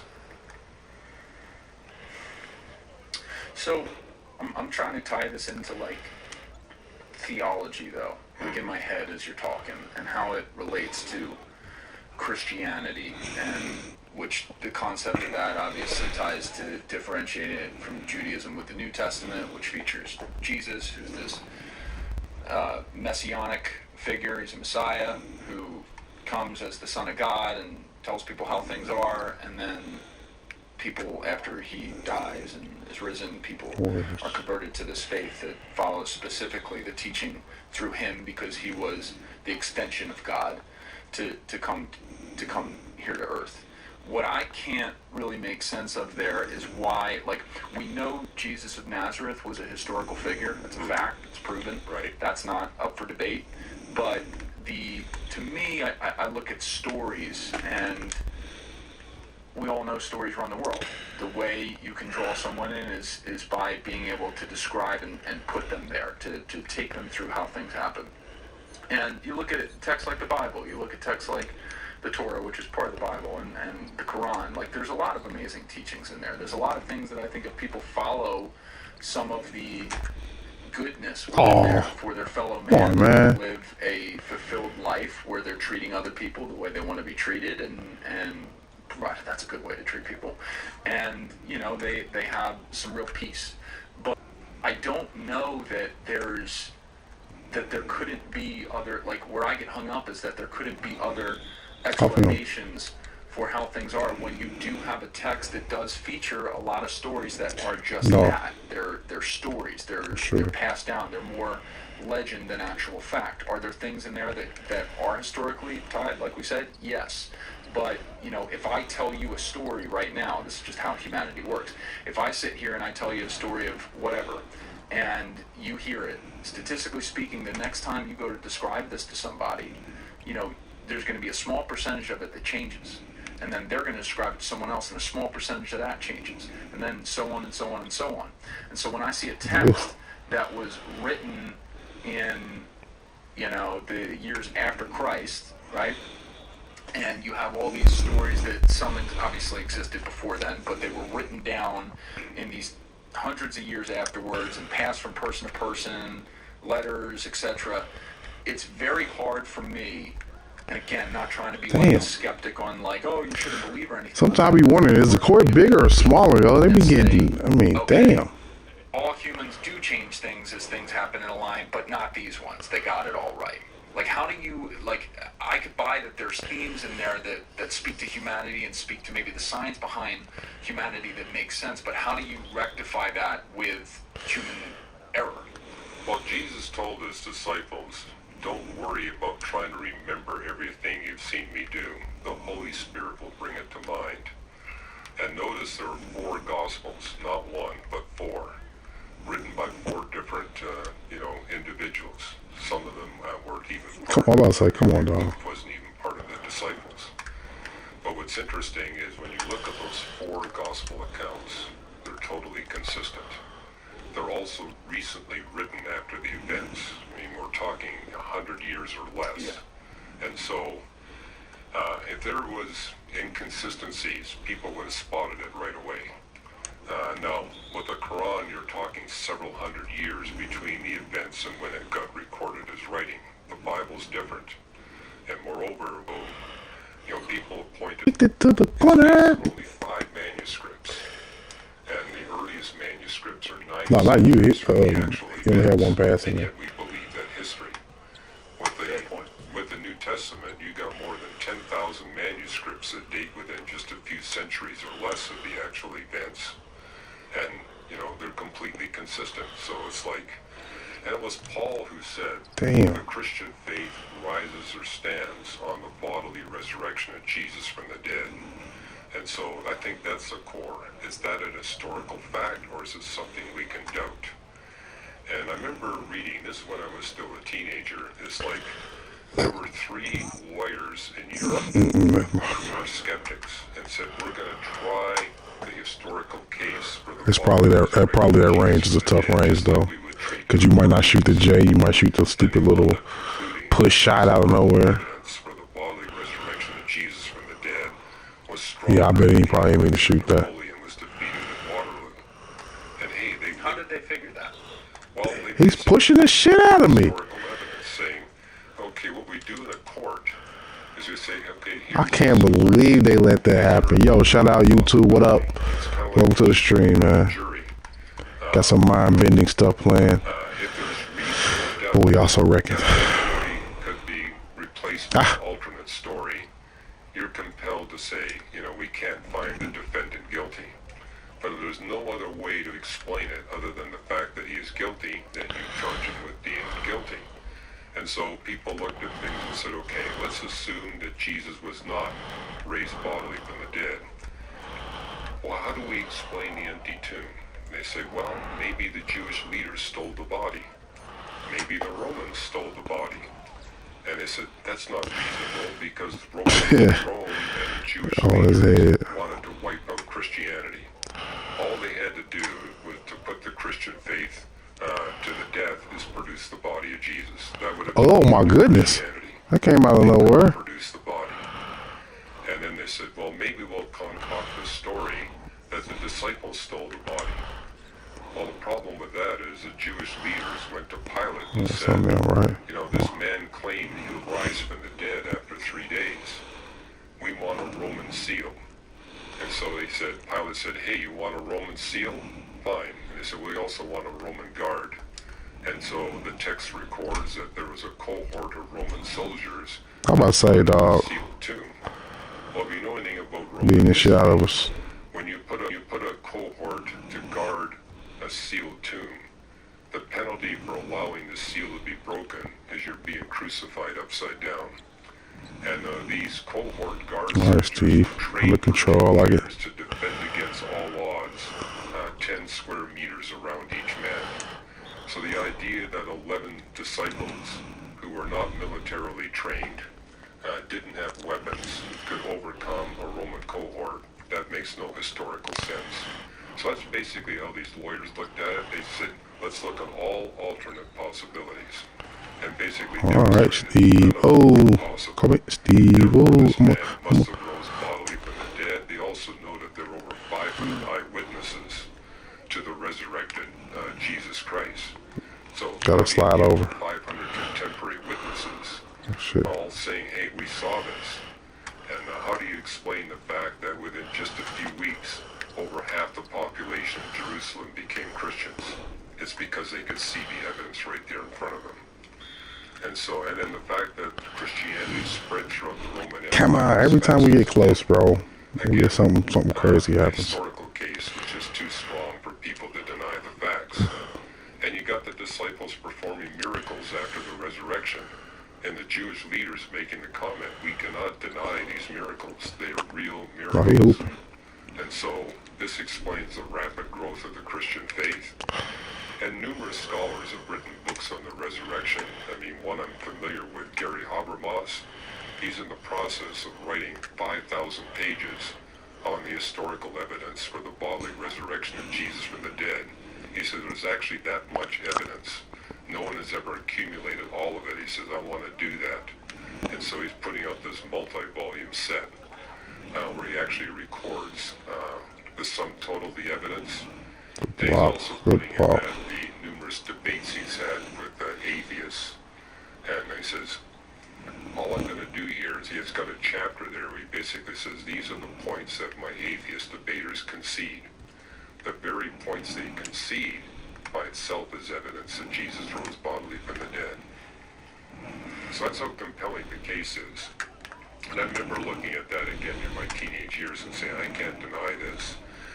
The other thing that impressed me was The fact that this man, Jesus of Nazareth, no one could point any sin in his life. I remember what impressed me reading the gospel accounts. He's speaking to a large audience. Says, can any of you accuse me of any sin or fault? His mother is in the audience. His brothers are in the audience. His sisters are in the audience. There's no way I could say to a public audience with my mother sitting there, I've never done anything wrong. My mother would immediately raise her hand and say, wait a minute. Yeah, I mean, my head does go to, but which of these things happened, which of them didn't? Also, you know, if there is, because like the thing I don't want to do is when you look at the history of the man Jesus Christ who lived, he's a very good guy. Yes. Very good guy. And nobody denies that. Yeah, I mean, this guy, he took care of poor people. He had great empathy. He was a leader, but not a loudmouth leader. He was someone who wore normal clothes. He didn't have shining armor. You know, he was a relatable guy, very relatable guy, and I think that's a beautiful thing. And in some ways, if there's a prophetic idea to that, then I think that's great for people to follow that example. But when I look at it, playing good defense, not shooting that well. Shooting decent from the three. To get past that, because like I look Could at shoot a few more. things like, you know, we're sitting not far right now from ground zero in New York City. It's less than like a mile from where we're sitting right now. And that was, what, 22 years ago? And yet, every second, there's people out there distorting the story and changing the story. And there's different forms of people putting their faith in what the stories are. And so I try to look at things in life, and it's a great struggle with me with history too. With all history, not just with everything, but with everything. Like, okay, what really happened here? Is this as it is? Or is this, you know, history is written by the victors, or history is written and changed over time as we've already laid out? And so, alright, who can roam the best? Maybe taking some of the leaps to you or you salty. Who's roaming the best? Possible in a universe where we do have some of these laws, and we do have things that say, well, you know, Gotta be getting through there, if you're don't they? human, and the implications that Jesus was not a regular human, he was sent here. But if you're human, you can't rise from the dead. You can't do this. You can't do that. And like, I'd be very curious though to see that case that got built. That's very interesting to me. The one you were talking about versus defending Napoleon at Waterloo. That's fascinating because well, there's several books that document that. It's not something that's obscure. So, I mean, you got Josh McDowell writing more than a carpenter, saying, hey, look at the historical case. Again, my friend Gary Habermas, he's actually compiling 5,000 pages of historical evidence establishing that Jesus didn't really rise bodily from the dead. I'm also impressed by the fact that when you look at Buddha, he never claimed to be morally perfect, and he obviously had issues. You see that with Muhammad. With Jesus, you got someone that everybody recognizes was a morally perfect human being. And it's like, no one else can make that claim. So it's not just the miracles of your damn. As you made the point. He's obviously a good man. He only got 8. Seems like he has more than that for whatever reason. Good man. There's no fault that anybody can find in him. Not even his mother can point out a fault. So this fellow is morally perfect. What does that say about the individual? And so that to me gives credence that he really is. And the miracles he performed again. The Romans and the Jews could not deny that what he was doing were actual miracles. I mean, the people were right there. So this is why people really feel that, the idea that Jesus rose bodily from the dead, it is an historical fact. We can't deny it. But if he rose bodily from the dead, that means he has the power to raise any human who desires bodily from the dead. Basically making the point, we're spiritual beings. We're not just physical. So our life won't end when we spend these few decades here on Earth. We're going to continue. But we all get to choose where we want to spend eternity. You can spend eternity with God, or you can spend eternity where you can... No, you gotta be kidding me. You get to choose. But everybody... What a steal, dog. Where they want to spend I just was about to throw it too. It's they crazy. have to choose in life. Well, in other words, you're not just going to disappear after you die. You're going to continue living. But you get a choice as to where you want to spend eternity. And what is that, like just heaven and hell, or? Yeah, exactly. So, well, I mean, by that logic, are non-Christians going to hell? Well, if you're an individual and wants absolutely nothing to do with God, you hate God, you want nothing to do with Him, God's not going to force you to spend eternity with Him. You want nothing to do with me? That's fine. That's your choice. I've got a place for you where you won't have you'll never have to engage me. But if you want to spend eternity in a relationship with God, He's got a place for you. You get to choose the place. So what about people who believe in other things? What about Islam and stuff like that? Is that also, do they not get to spend eternity there? Well, I've traveled around the world. I've spoken to Muslims and Hindus and Buddhists. And what I discover is in all of these different religions, damn, your circle. have these underground believers. He want, Steve wants to shoot that. I don't know why he does that, dog. Hinduism basically. But I don't know why he pumps fakes and then thinks he can get the shot off over contest, bro. We all got different ideas. I'm going to India next month, but what I'm realizing is that when I deal with the Hindus, they realize this doesn't comport with the science I know. The science tells me everything is consistent. Everything is harmonious. It really does seem to be a creation. Fuck, he got that contact dug down, don't he? Which I think explains why so many of the Hindu persuasion are now saying, wait a minute, I need to actually look at the Christian faith. I remember being in China a few years ago and I ran into some Buddhists. And I said, tell me, what do you believe? They believe that God was a Trinity. They believe that salvation was by grace alone, not by works. They believed that Jesus was the way for eternal life. And I said, I was well aware a lot of Buddhists syncretize their faith, but it's like they believe the basics. But that's just a subset of them. That's not. Yes. There's plenty who don't. Well, and they're probably, if they're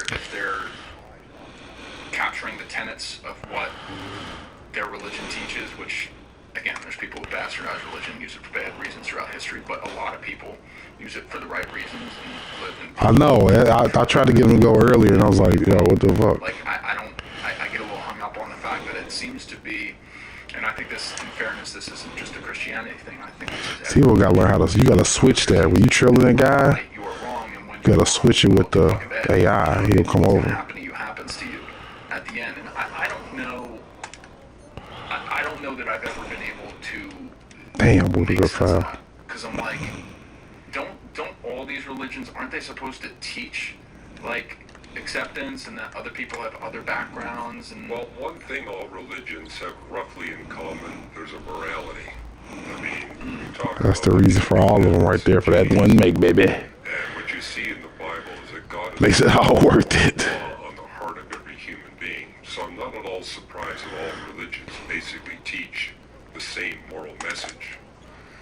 But the differences are, what do you think about God? Who do you think God is?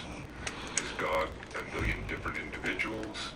Is God all by himself? Where there is no, Holy Spirit? In that case, you got to question, where does love come from? If God is all by himself, who does he love before he creates?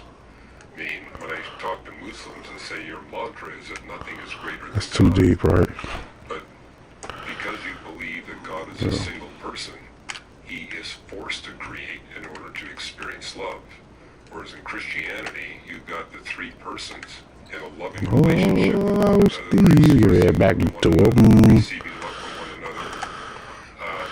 Steve's like, Steve's like, Woody, woo, what the fuck are you doing? He'll play, woo, woo. Hey, that's who should be out here fucking cage fighting. Woody, woo. That says that actually brings God down from what you claim in your mantra. I'm sorry. Nah. I don't think we need him shooting any more threes. Because first of all, we can't. I get too happy with the threes in. We can't think like one God. Then we are really 2 fouls away. Right? We cannot think like this, not a person, this individual. Yeah.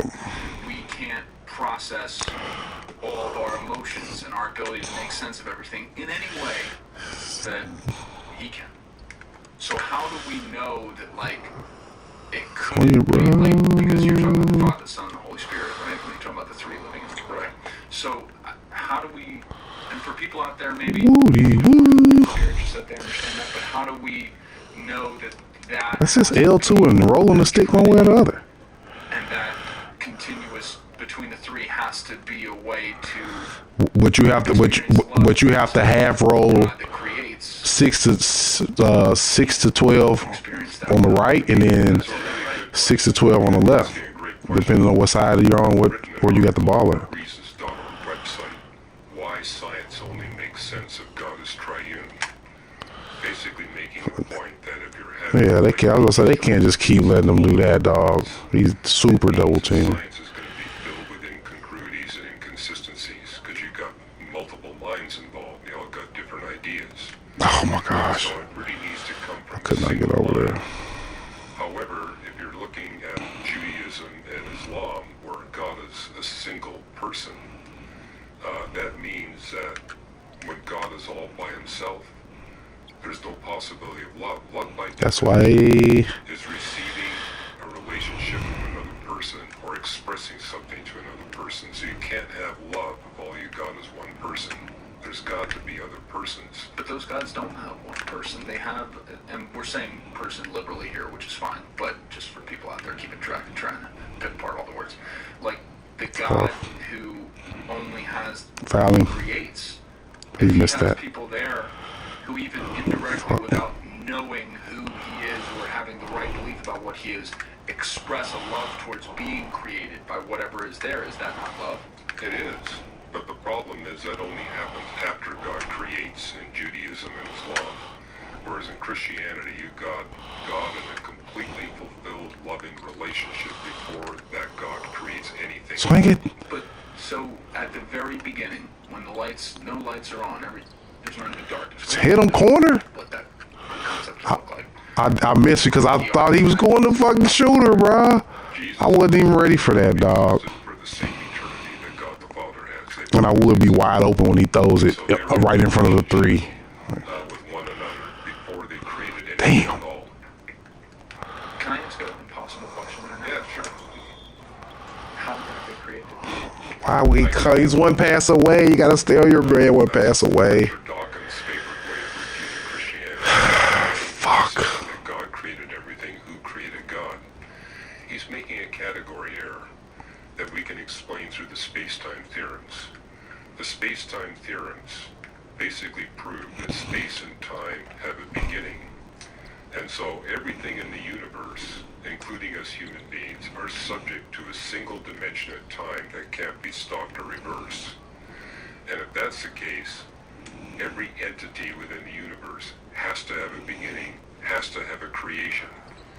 But if you're talking about a being who's not subject to time, who's able to create space-time dimensions at will, then that doesn't apply. As it says in the Bible, God has got no beginning, no ending, and that's not possible if he's constrained in time like we are. That big motherfucker, he like galloped through there. Visualizing it, and this again is in my book Beyond the Cosmos, is, well, God was involved in relationship before he created cosmic time, the time dimension of our universe.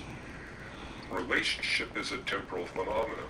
He was planning his works of creation. I mean, the Bible says that God began his works of redemption before he created anything at all. So the mind was operating. We humans look at that as temporal experiences. So I'm saying at a minimum, we can think of God before he created anything as being able to experience life in at least the equivalent of 2 dimensions of time. And if you've got 2 dimensions of time, so you've got a plane of time, you could have the timeline of the universe here. We couldn't score much, man. God operating on an infinite number of timelines that never cross the touch the timeline of the universe. As such, he has no beginning, no ending. He is uncreated.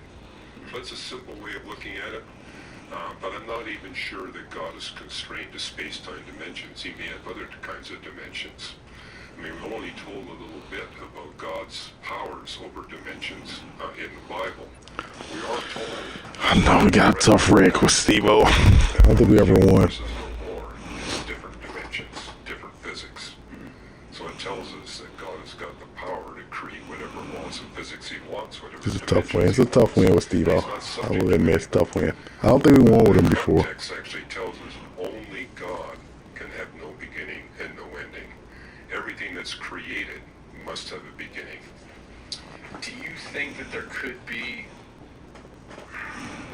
let's say that Christian teaching about the beginning and the creator is right? Let's play that. Do you think there could be things in between that? Like many, many layers? Like many layers that...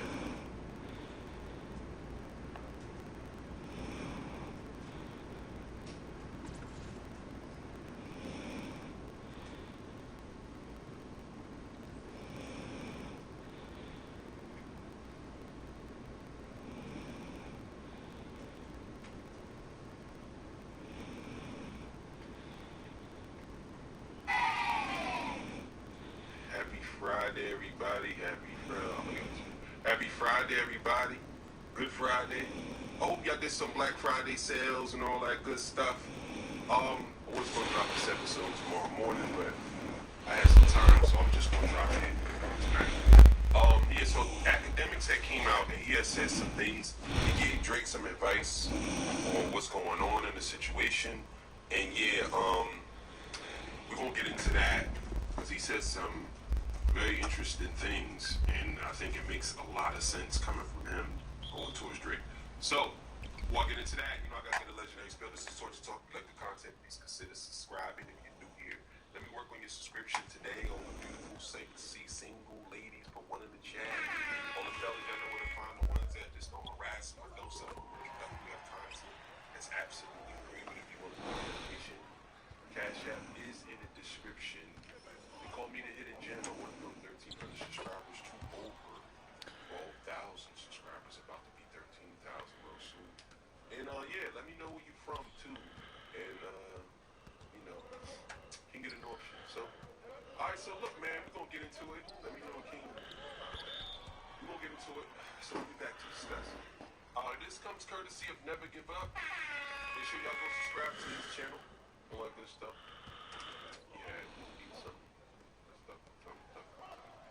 Alright, so look, man, let's get to it, man. Let's do it. Now, some of y'all might be a little surprised by this, but your boy DJ Academics had some criticism about Drake and his lawsuit with UMG. As a matter of fact, he was warning Drake, you better be careful. Make sure you like the video and subscribe. I think you could have ducked it, but you didn't know it was gonna get through there.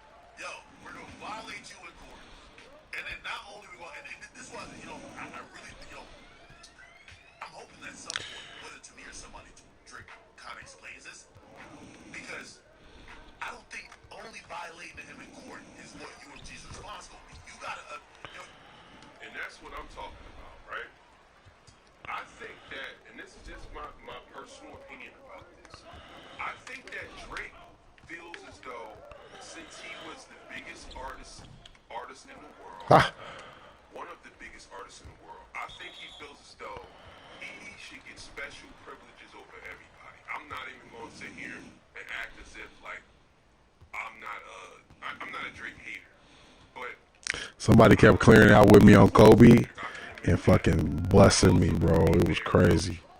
Yeah, he was doing the Kobe clear out, and he just get busy as fuck on me, dog.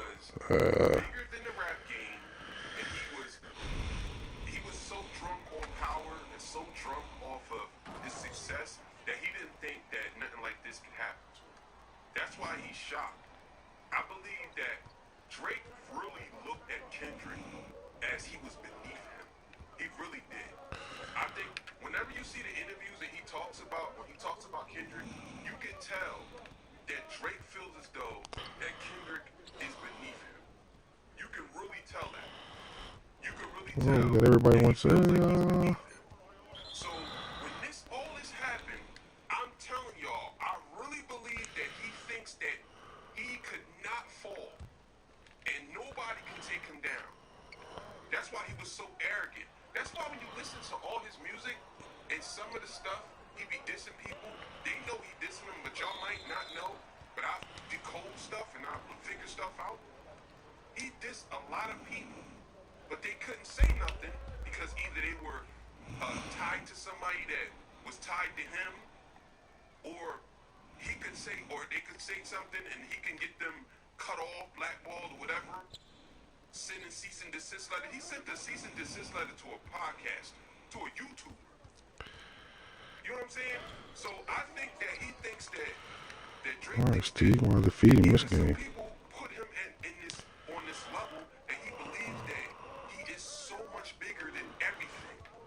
So when he got taken down by Kendrick, it was more of like it was so shocking to him. I'm telling you, he's going through a midlife crisis right now. Because if you look at all of and it's late. I mean, early. He loaded up. Like, I don't know. You know what? Maybe he be loading up like that when you don't hit L2 before the catch, bro. Maybe that's what it is. Cause normally I hit L2s on coming down the court like that. He just can't get off. He can't get off. You gotta remember. Listen, in 2024, Bill said back in the days of the Knights and all that type of stuff when people had castles. When somebody tried to invade your spot, invade your your shit, after you defeat them in war, you cut their head off and you put it on a stake outside of the fucking palace. You know why? You gotta send a message to everybody else. Don't come up in this bitch. This is what happens.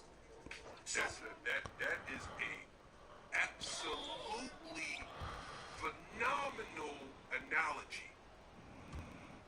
They've been doing this. They've been beheading artists for years, and he is no exception. He's no exception. It's a lot of artists that when they didn't fall in line, the record labels discarded them, put them out there.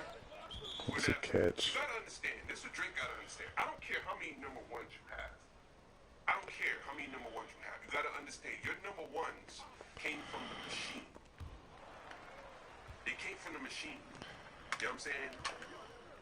You didn't write 90% of your stuff. Oh shit. You just performed it. The writers work for the machine. I wouldn't. They work for you. They work for the machine. The machine gets a cut. The machine is always going to win. It's the same thing I said about when it comes to gambling. You ain't going to take more money. You ain't going to take more money than the house. You might run out of there with maybe that's a good. Yeah, that was a good one. 50,000. But trust and believe the house going to win. You know why? Because the house got other players. It's the same thing with Drake. See, the problem with Drake is he thinks he's bigger than the house. He thinks he is the music industry. He thinks because he see all these these companies need him. Newsflash. None of these companies need you, bro. They can cut you off, and guess what? They can go on a whole smear campaign. I'm talking like, you were this, you were that, you were this, you were that. Once they get involved, you think you got an issue with Kendrick. Kendrick is nothing compared to what the music, the labels will do to you. The record execs, We ain't never fucking winning, bro. they'll cut you off. They got connections to all of these different services. You will have to sell your music on your own. And guess what? You might do good for the first year, but then people get lazy. They get lazy, and they don't want to go to your website. They don't feel like logging in to go get your music. They don't feel like it. They don't. I mean, I got all the internet services. All of them. I have all the Hey, I was going crazy. all of them from HBO Max, Cinemax, when he catches it and lets it go, like he's losing it. Everything. And guess what? I didn't even watch none of them. I'm just paying for nothing. So that's what's going to happen. You think people going to go and log one to you? That's it. They're going to, if you come out with an album. Steve hooping right now, though, bro. You gotta let him cook.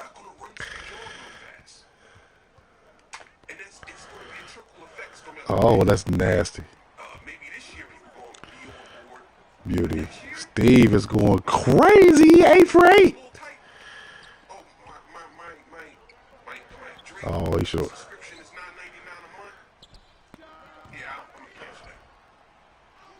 That's what happens. So academics is absolutely right with that analogy. They're going to show you that you can't play with us. You can't play with us. I don't care who you think you are. Universal gotta send a message to Drake. They got to. They can't listen. They gotta send a message if they want to do it. But do you think they want to send? They probably want to send a message by whatever shit he was about to drop a party. You better drop it on 100gigs.com. Yeah, you gotta give it up. Get the feeling it too much when they get to bring it out on court. Yeah, give it up. Remember how you been scoring. We gotta make an example out of you. And by the way, here's the thing. Universal have been making examples out of for a long time. They made an example out of Kanye. They made an example out of 50 Cent. Granted, you might argue like, oh no, he right. This is exactly what happens. They don't listen. I understand that people have a gripe against the music industry, and some parts of me will say that Drake taking the fight. No, it was too deep. He was too deep. Oh. It's not virtuous. It's not something that he's Huh? And we could say, well, we stand on the side. I know. I should have just blazed it right. No, Drake is being what they call anti-hero. You know what I'm saying? He's being the protagonist in this whole situation where he is attacking because of something that happened to him. So he's only doing it out of a selfish reason. He's not doing it because he wants all the other artists to get exposure and get lifted up out of this. No, he's not doing that. He's doing it because he took an L and he can't believe he took an L, and he feels as though that they helped Kendrick help him take an L. That's what he's doing. He's not doing it because he really cares. Stay down, Steve. If someone burns the whole system down out of selfish reasons, and then you ask, well, why did you burn the system down? Because I'm gonna be honest with y'all, for some people, this system works. It don't work for everybody, but for some people it works. But for him, he wants to burn the whole thing down because of his selfish reasons, not because he want to burn it down to start over and make something better. You know what I'm saying? I gotta get my pressure shot making up, bro. We'll close out. That shit an easy bucket.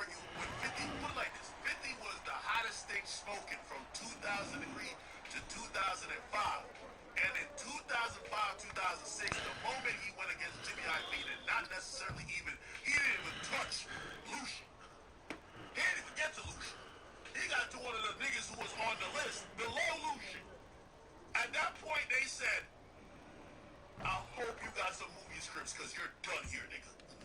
I hope you got some movie scripts, because you're finito.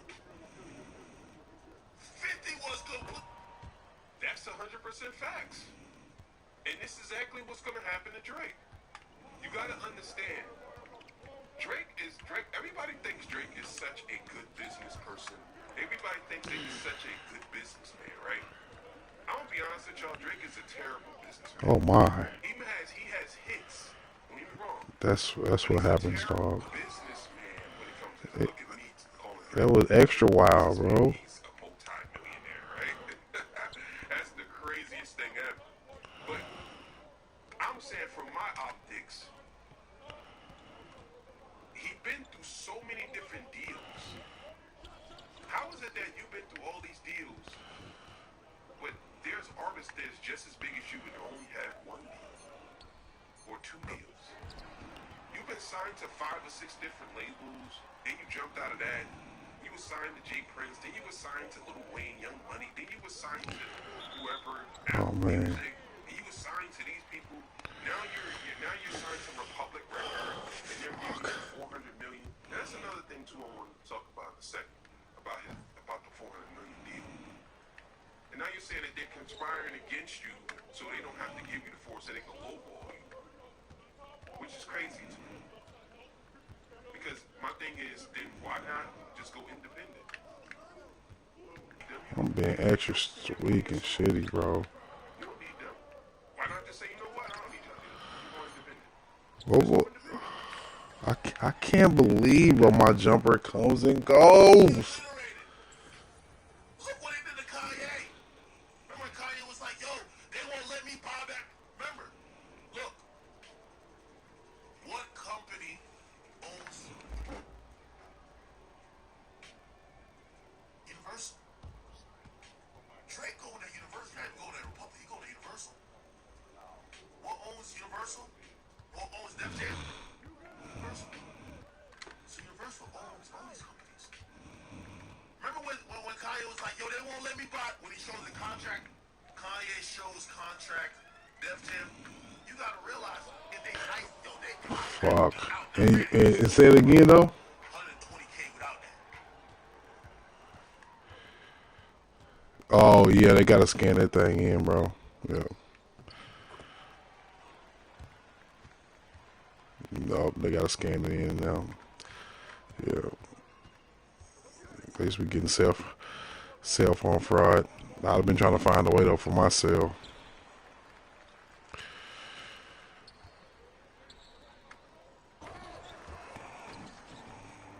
What you was trying to get?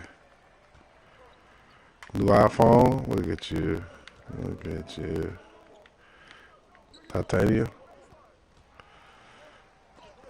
The titanium joint?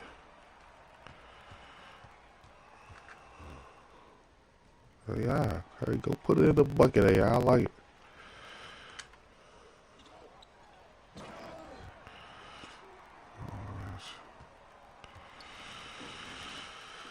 I can't believe my fucking jar, bro.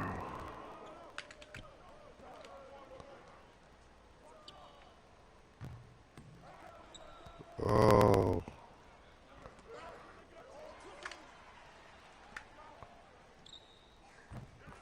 Good shot. Everybody's contributing but me.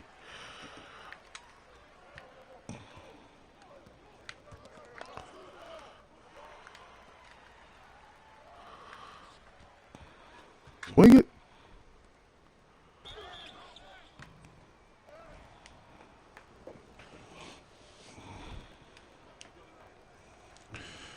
Right? The only reason why that's the case, and not to say that Drake couldn't do the same thing, because obviously he could. He has a lot of loyalists, and people are going to listen to him. But the thing about Kanye is people are more connected to him than Drake. A lot of people like Drake, but they're not connected to Drake. You know what I'm saying? Kanye West it's a different aura. It's a different aura. People are Oh, come on. because Kanye has music that touches Good them. foul. It hits them a little home.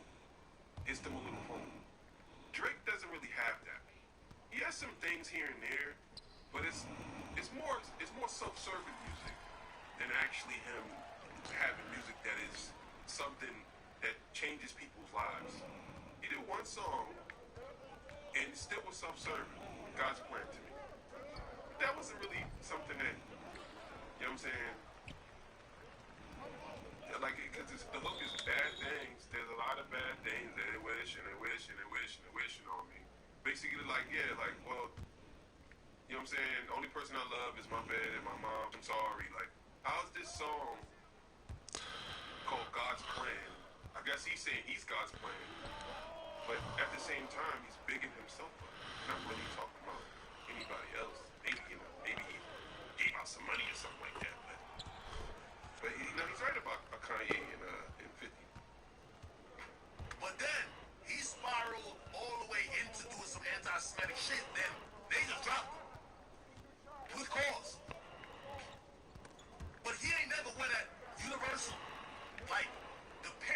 No way. His fight was with Def Jam. Oh my. Bronny the shit out of You him. gotta box out, bro. Get out of here, nigga. Go sell some sneakers. Get out of here. Go to Japan. Go get hit on the rafts. Fuck out of here, nigga. So that's why I'm looking at the Drake thing. I'm like, holy shit. Yo, Yo, 50 got that's fucked me. up by going at Jimmy Ivy. The game got fucked up by even breathing hard at Jimmy Ivy. And that's Interscope. How the fuck I expect to go at big boss, top dog, Lucian? That's the thing, like, that's what y'all gotta understand. Y'all think that this is something simple and people could just jump in this and say some things and things that happen and these companies will fall. It don't work. These people I gotta support the team right now. Not taking any shots unless it's wide open. decades, 100 years. Ah, The music industry has been around for years, and these same spots just refill. That's it. People go, people come, people go. But people like Drake swing it. fall into that category where you think he's bigger than them because, again, he's bigger than the house. It's the same thing with the NBA, same thing with the NFL. You're not bigger than Damn. the NFL. You're not bigger than the NBA. Nah, I want him to bring that down. It takes a Look at collective shit. effort. So if all the players say, you know what, we're not playing, that's something different compared to Swing it back to him. one person saying. Take it. Now you might spark a revolution. That might Oh, happen. you said how'd I get that ball? All effort, bro. I'm just all effort out, bro. I'm not hitting shots. At least gotta give effort, right? But you are the one Come on, so still. doing it because you're doing it out of self-serving. You ain't doing it because you Fuck really it. want something to change. Everybody shining. You want to invest in you. That's paying you to see if they will open the other Fuck out of here, you stupid bitch. beat you in the battle.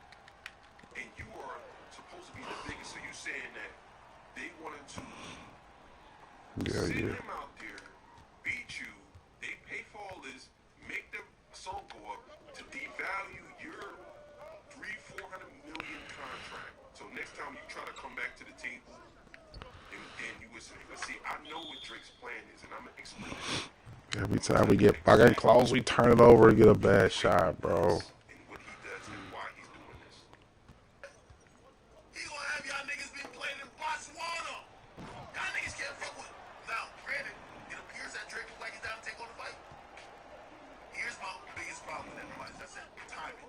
If I'm listening to this right, Drake been talking to Universal for a year, having all type of problems, running into mad roadblocks. Obviously, when he sees the battle go down the way it did, he's looking at it like, what the fuck? Nah, these niggas was they was trying to help that nigga. They don't fuck with me right now. And that's why we get a law. So, but at the end of the day, it don't matter. It's you and Universal. You can't fuck with Universal. You ain't seen nobody do it. Now, here's the thing, too. Here's another thing that y'all gotta take into consideration. When Drake said that they helped him in the battle, there were two ways Drake could have went in this battle. Three ways, honestly. The first way is him not. But it's just not a good shot, period, though. Like, not even pump fakes or all. It's a tough shot, bro. If he would have let Kendrick have that moment, all this would never happen. Kendrick would have went on and made a different album than the one he just dropped. And that would have been that. You know what I'm saying? He could have battled Kendrick. The second, he could have battled this company. Basically, he's saying that you had two chances to basically, not participate. Three. You had three chances not to participate, and you did it. And that's what happens to you. That's what happens. Only people I've seen won or even just in contractually. Dave Chappelle, how he won with Comedy Central. The people were on his side though. The people said, Shaq wouldn't take shots like that.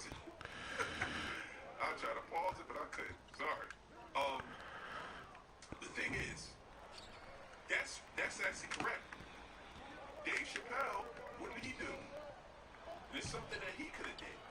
Dave Chappelle went on a hiatus. He came back. And he's better than ever. Drake could have just said, you know what? I'm out of here for a while. And that's it. Just worked on his contract, whatever. So not like us blow up. Netflix, we will not watch that if Dave Chappelle isn't happy. Comedy Central, we don't want to get a Netflix says, well, we don't want this shit no more. They had to Call the timeout. Taylor Swift. Hey, I might be good with music. If this don't get fixed, her fans is like, alright, where's Swifties? You heard what she said? Alright, fuck it, let's get her fucking masters. God damn it. Who else? Kanye tried it with Adidas. Nigga, they kicked that so far out the Adidas office. I don't even know if Kanye can spell Adidas right now. They gotta get the fuck out of here. So Kanye thought he could do it. No way. It's a tough shot. Adidas looked like they were looking at him like that. Oh my God, it's Kanye. Then he tried it with Adidas and they said, get the fuck out of here. And they sued that and said, we gonna keep your Yeezys too. We ain't getting that shit back. Fuck out of here. Bodied Kanye. I'm sorry, Kanye's my guy, but bodied him. They still selling Yeezys. And he's still mad. You can't, you had Diddy over there like, Are we leaving anybody? Who we leaving? Everybody got to stay home. And this is all facts. I'm saying. It's the point where you get beat, you just get beat, bro. Can't get beat and let him kick it. You know what I'm saying? He could have had a legitimate reason. Drake's reason is not legitimate. Because if Drake is saying that you were using bots to push Kendrick's song to make his song bigger than what it really was, first of all, that's going to be impossible for you to prove. Second, No fouls. Stay home. we have to acknowledge that probably happened to you several times. This again what I mean by No way. he's only trying to turn the system He steps up and just drains that bitch. self-serving reason, not for actually him trying to change it. all of that shit with Ciroc thinking he like cause of some Harlem Shake and cause he got the Ciroc bottle he good. He start bucking up in the company, Diageo. Listen, you out of your fucking freak off mind? They got him on the paint. They was so tight. Yeah, he was 8 for 8 for a minute. Fuck out of here. 8 for 8. How many more shots he got? That's 22 minus. What's 22 minus 8? 14. So he went 4 for 14 after the 8 for 8 start. and he missed a lot of those in that fourth, dog. Yeah. He's right there though. He's ready to be a great player, man. He's like Ant Edwards out here, bro. You just gotta learn how to. He's ready to be a monster, dog. Because he should have ended up like. Damn, that's true. Yeah, that's true. That's true. Damn, 8 points came in the last minute there, dog. Minute, 2 minutes.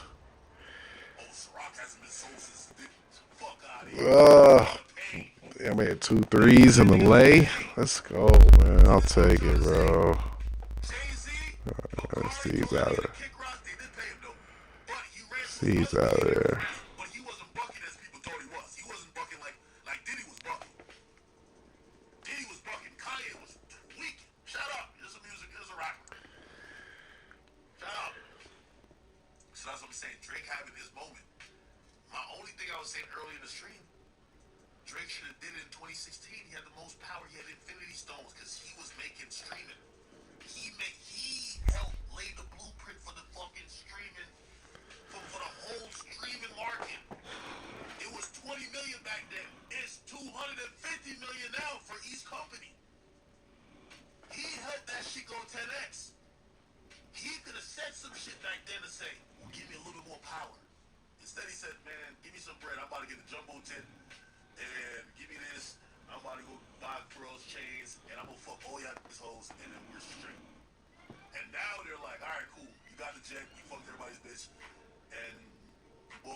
those chains. What's up now? All right, give me more money. No. No. You want 600? I'll give you this. This is one of And that's true. That's true. I'm telling you, that's what he's asking for. Now, people were saying he's asking for 600 million now. All these things, but yeah. Let's see what he has to say. those situations where you see people who support Drake telling Drake, this is a dangerous road that you going down. You saw Maul say the same thing. Maul from the Rory and Maul podcast. He said that too in the video I put out yesterday. By the way, I hope y'all had a fantastic Thanksgiving as well. But Maul said, hey, Drake is doing something very dangerous right now. And he said he felt like Drake was prepared, but still letting everybody know Drake going at the machine, going at UMG is very risky. And like some other Damn, I can't believe I cut on at the end of the game like that. What the fuck? We need them 8 points. Three times over during the game. That's 8, 16, 24. Bam, bam, bam. We out of here. changed. He had to go into TV. Music wasn't a viable option anymore. Diddy had some issues with some lawsuits and some liquor companies. You see what happened with him. They say tobacco and alcohol. Another established. Yeah, that's how you do a skip pass. That's facts. You ain't telling no lie right there. A lot of these companies, you gotta understand, it's a couple of companies that you just don't want to go after because either they got way too much money, they'll bury you. It's like, I know people want to fight the virtuous in a good fight. I know a lot of y'all say it, but you're supposed to fight. That's the same shot as earlier, little bro. You gotta understand. I just cannot believe that shot is like that, bro. You already know you're fighting a losing battle.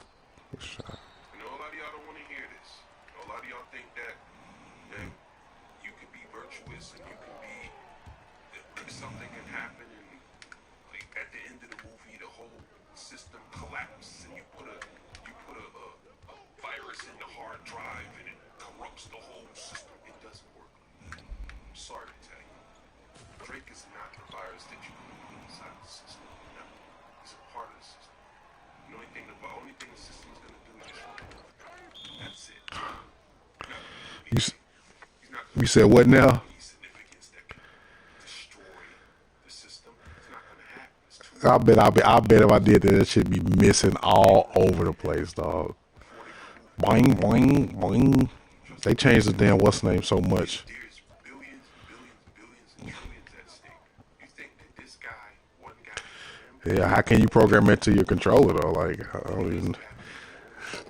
That was the first thing about that one. Oh, it's just like making a MySpace page. Oh, got you. No.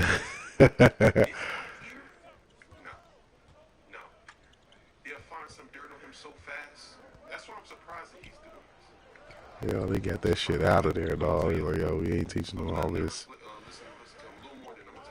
Public's gonna be, yeah, public's gonna be too smart. Yeah, where people get to talking about these companies that they in bed with, particularly celebrities, and the moment you start to think you bigger than the program, fucked up shit start happening. Now, yeah, that's a Dave Chappelle was successful that's a Steve-O, ain't it? in battling the machine, but it still cost him. It was a lot of years where Dave was down. It was, look, at one point we didn't even know where the fuck Dave was at. We was looking for Dave. We was putting a PPB, what's that stuff called, with a missing persons report. We was putting that out Hello? for Dave Chappelle. Can you get all 5 We million didn't even know he was laid up in Ohio. crying because it's a You had to nerd. go through some bushes to find Dave House. What medicine though? Okay? The medicine from earlier, babe. It's been hours. Medicine from earlier. It's on the counter in there. So here's Drake's plan in my eyes. This is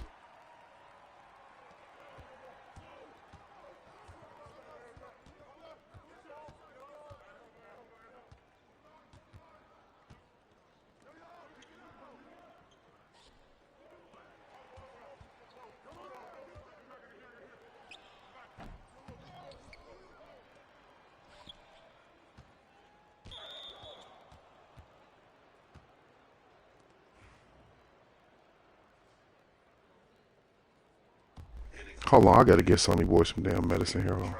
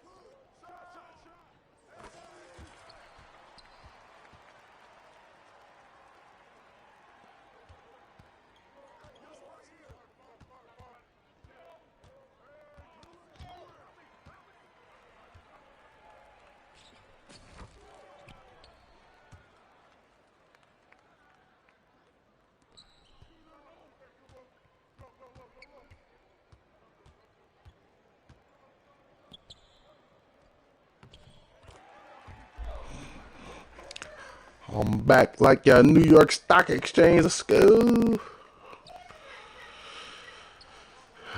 just went crazy out of nowhere. Oh my gosh.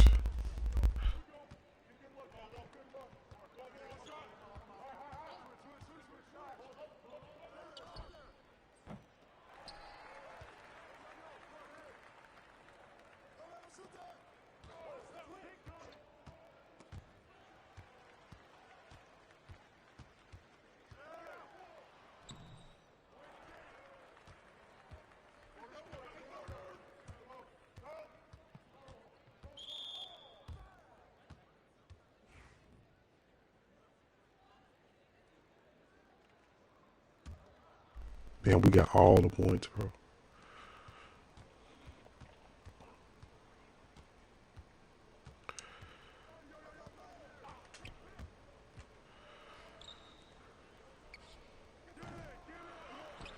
Ugh.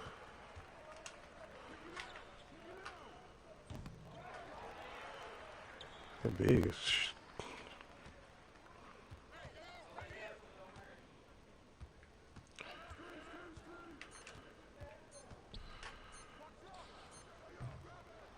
That big is terrible.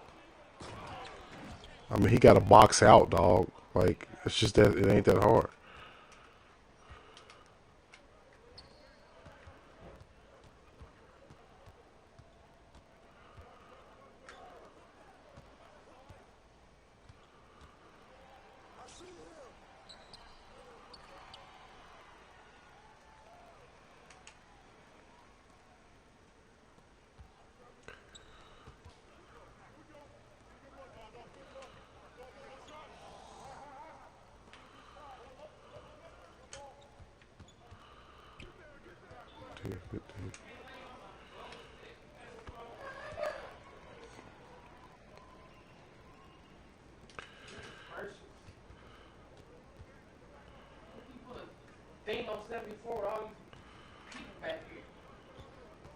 I was trying to cut the air off so because they congested. They coughing.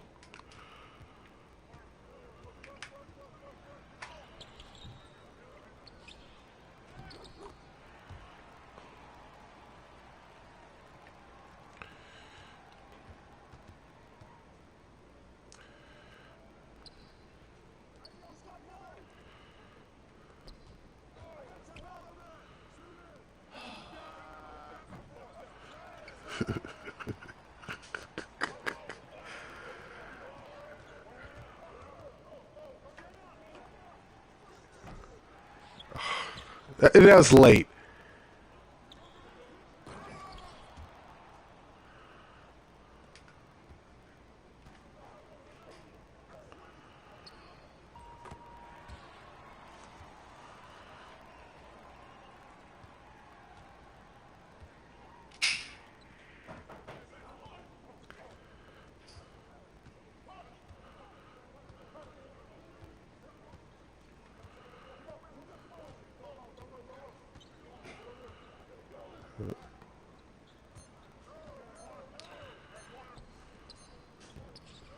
In turn, he plays himself.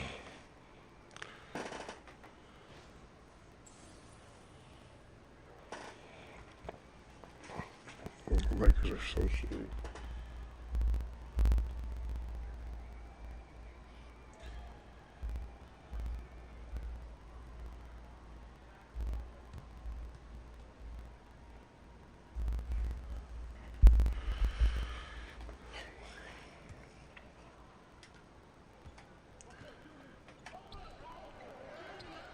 Oh, just kick it, bro.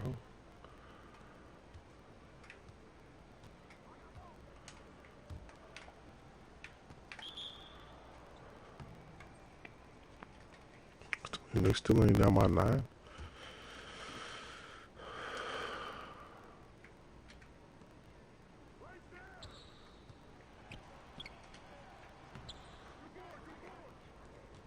Yeah, they just shoot whatever too.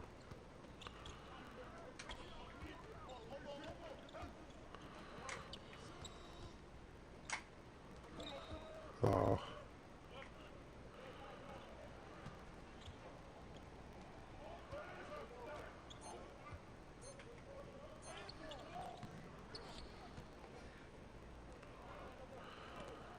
I mean, they're throwing it like right to.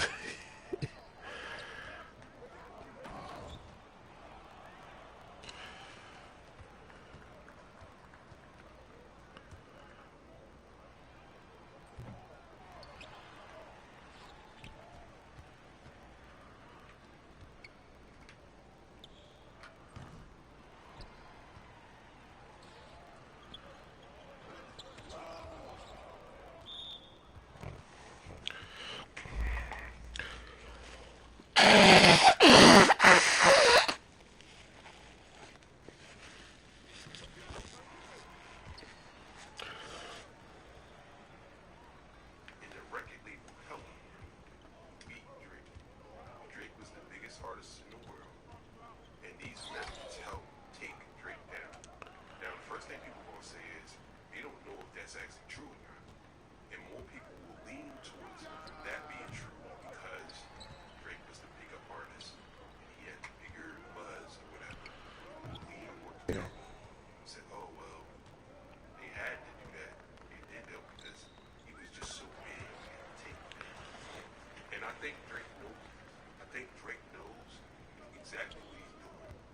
He wants to change the narrative, make it into his own narrative. And this way he can manipulate the narrative by saying certain things and have people thinking that, well, Kendrick had to use the record labels to beat Drake. There's some people out there actually saying that now. And Drake knows that he can get away with it. Because nobody's going to go do no fact checks. Nobody's going to really look it up. You can't. So he knows that now. The best thing about Kendrick is it's not about the song. It's about what's in the song. Let's say, honestly, if it was just any other song, it would be something different. Like it was just a regular joint. You know what I'm saying? You'd be like, oh, okay, yeah, that's just a regular song. This is more than just a regular song. It's much more deep. You looking at it, that's what you're looking at. Looking at the fact that the song is rooted in culture, and a lot of people, they know, they admit that. But for Drake, he don't understand because he's not under culture.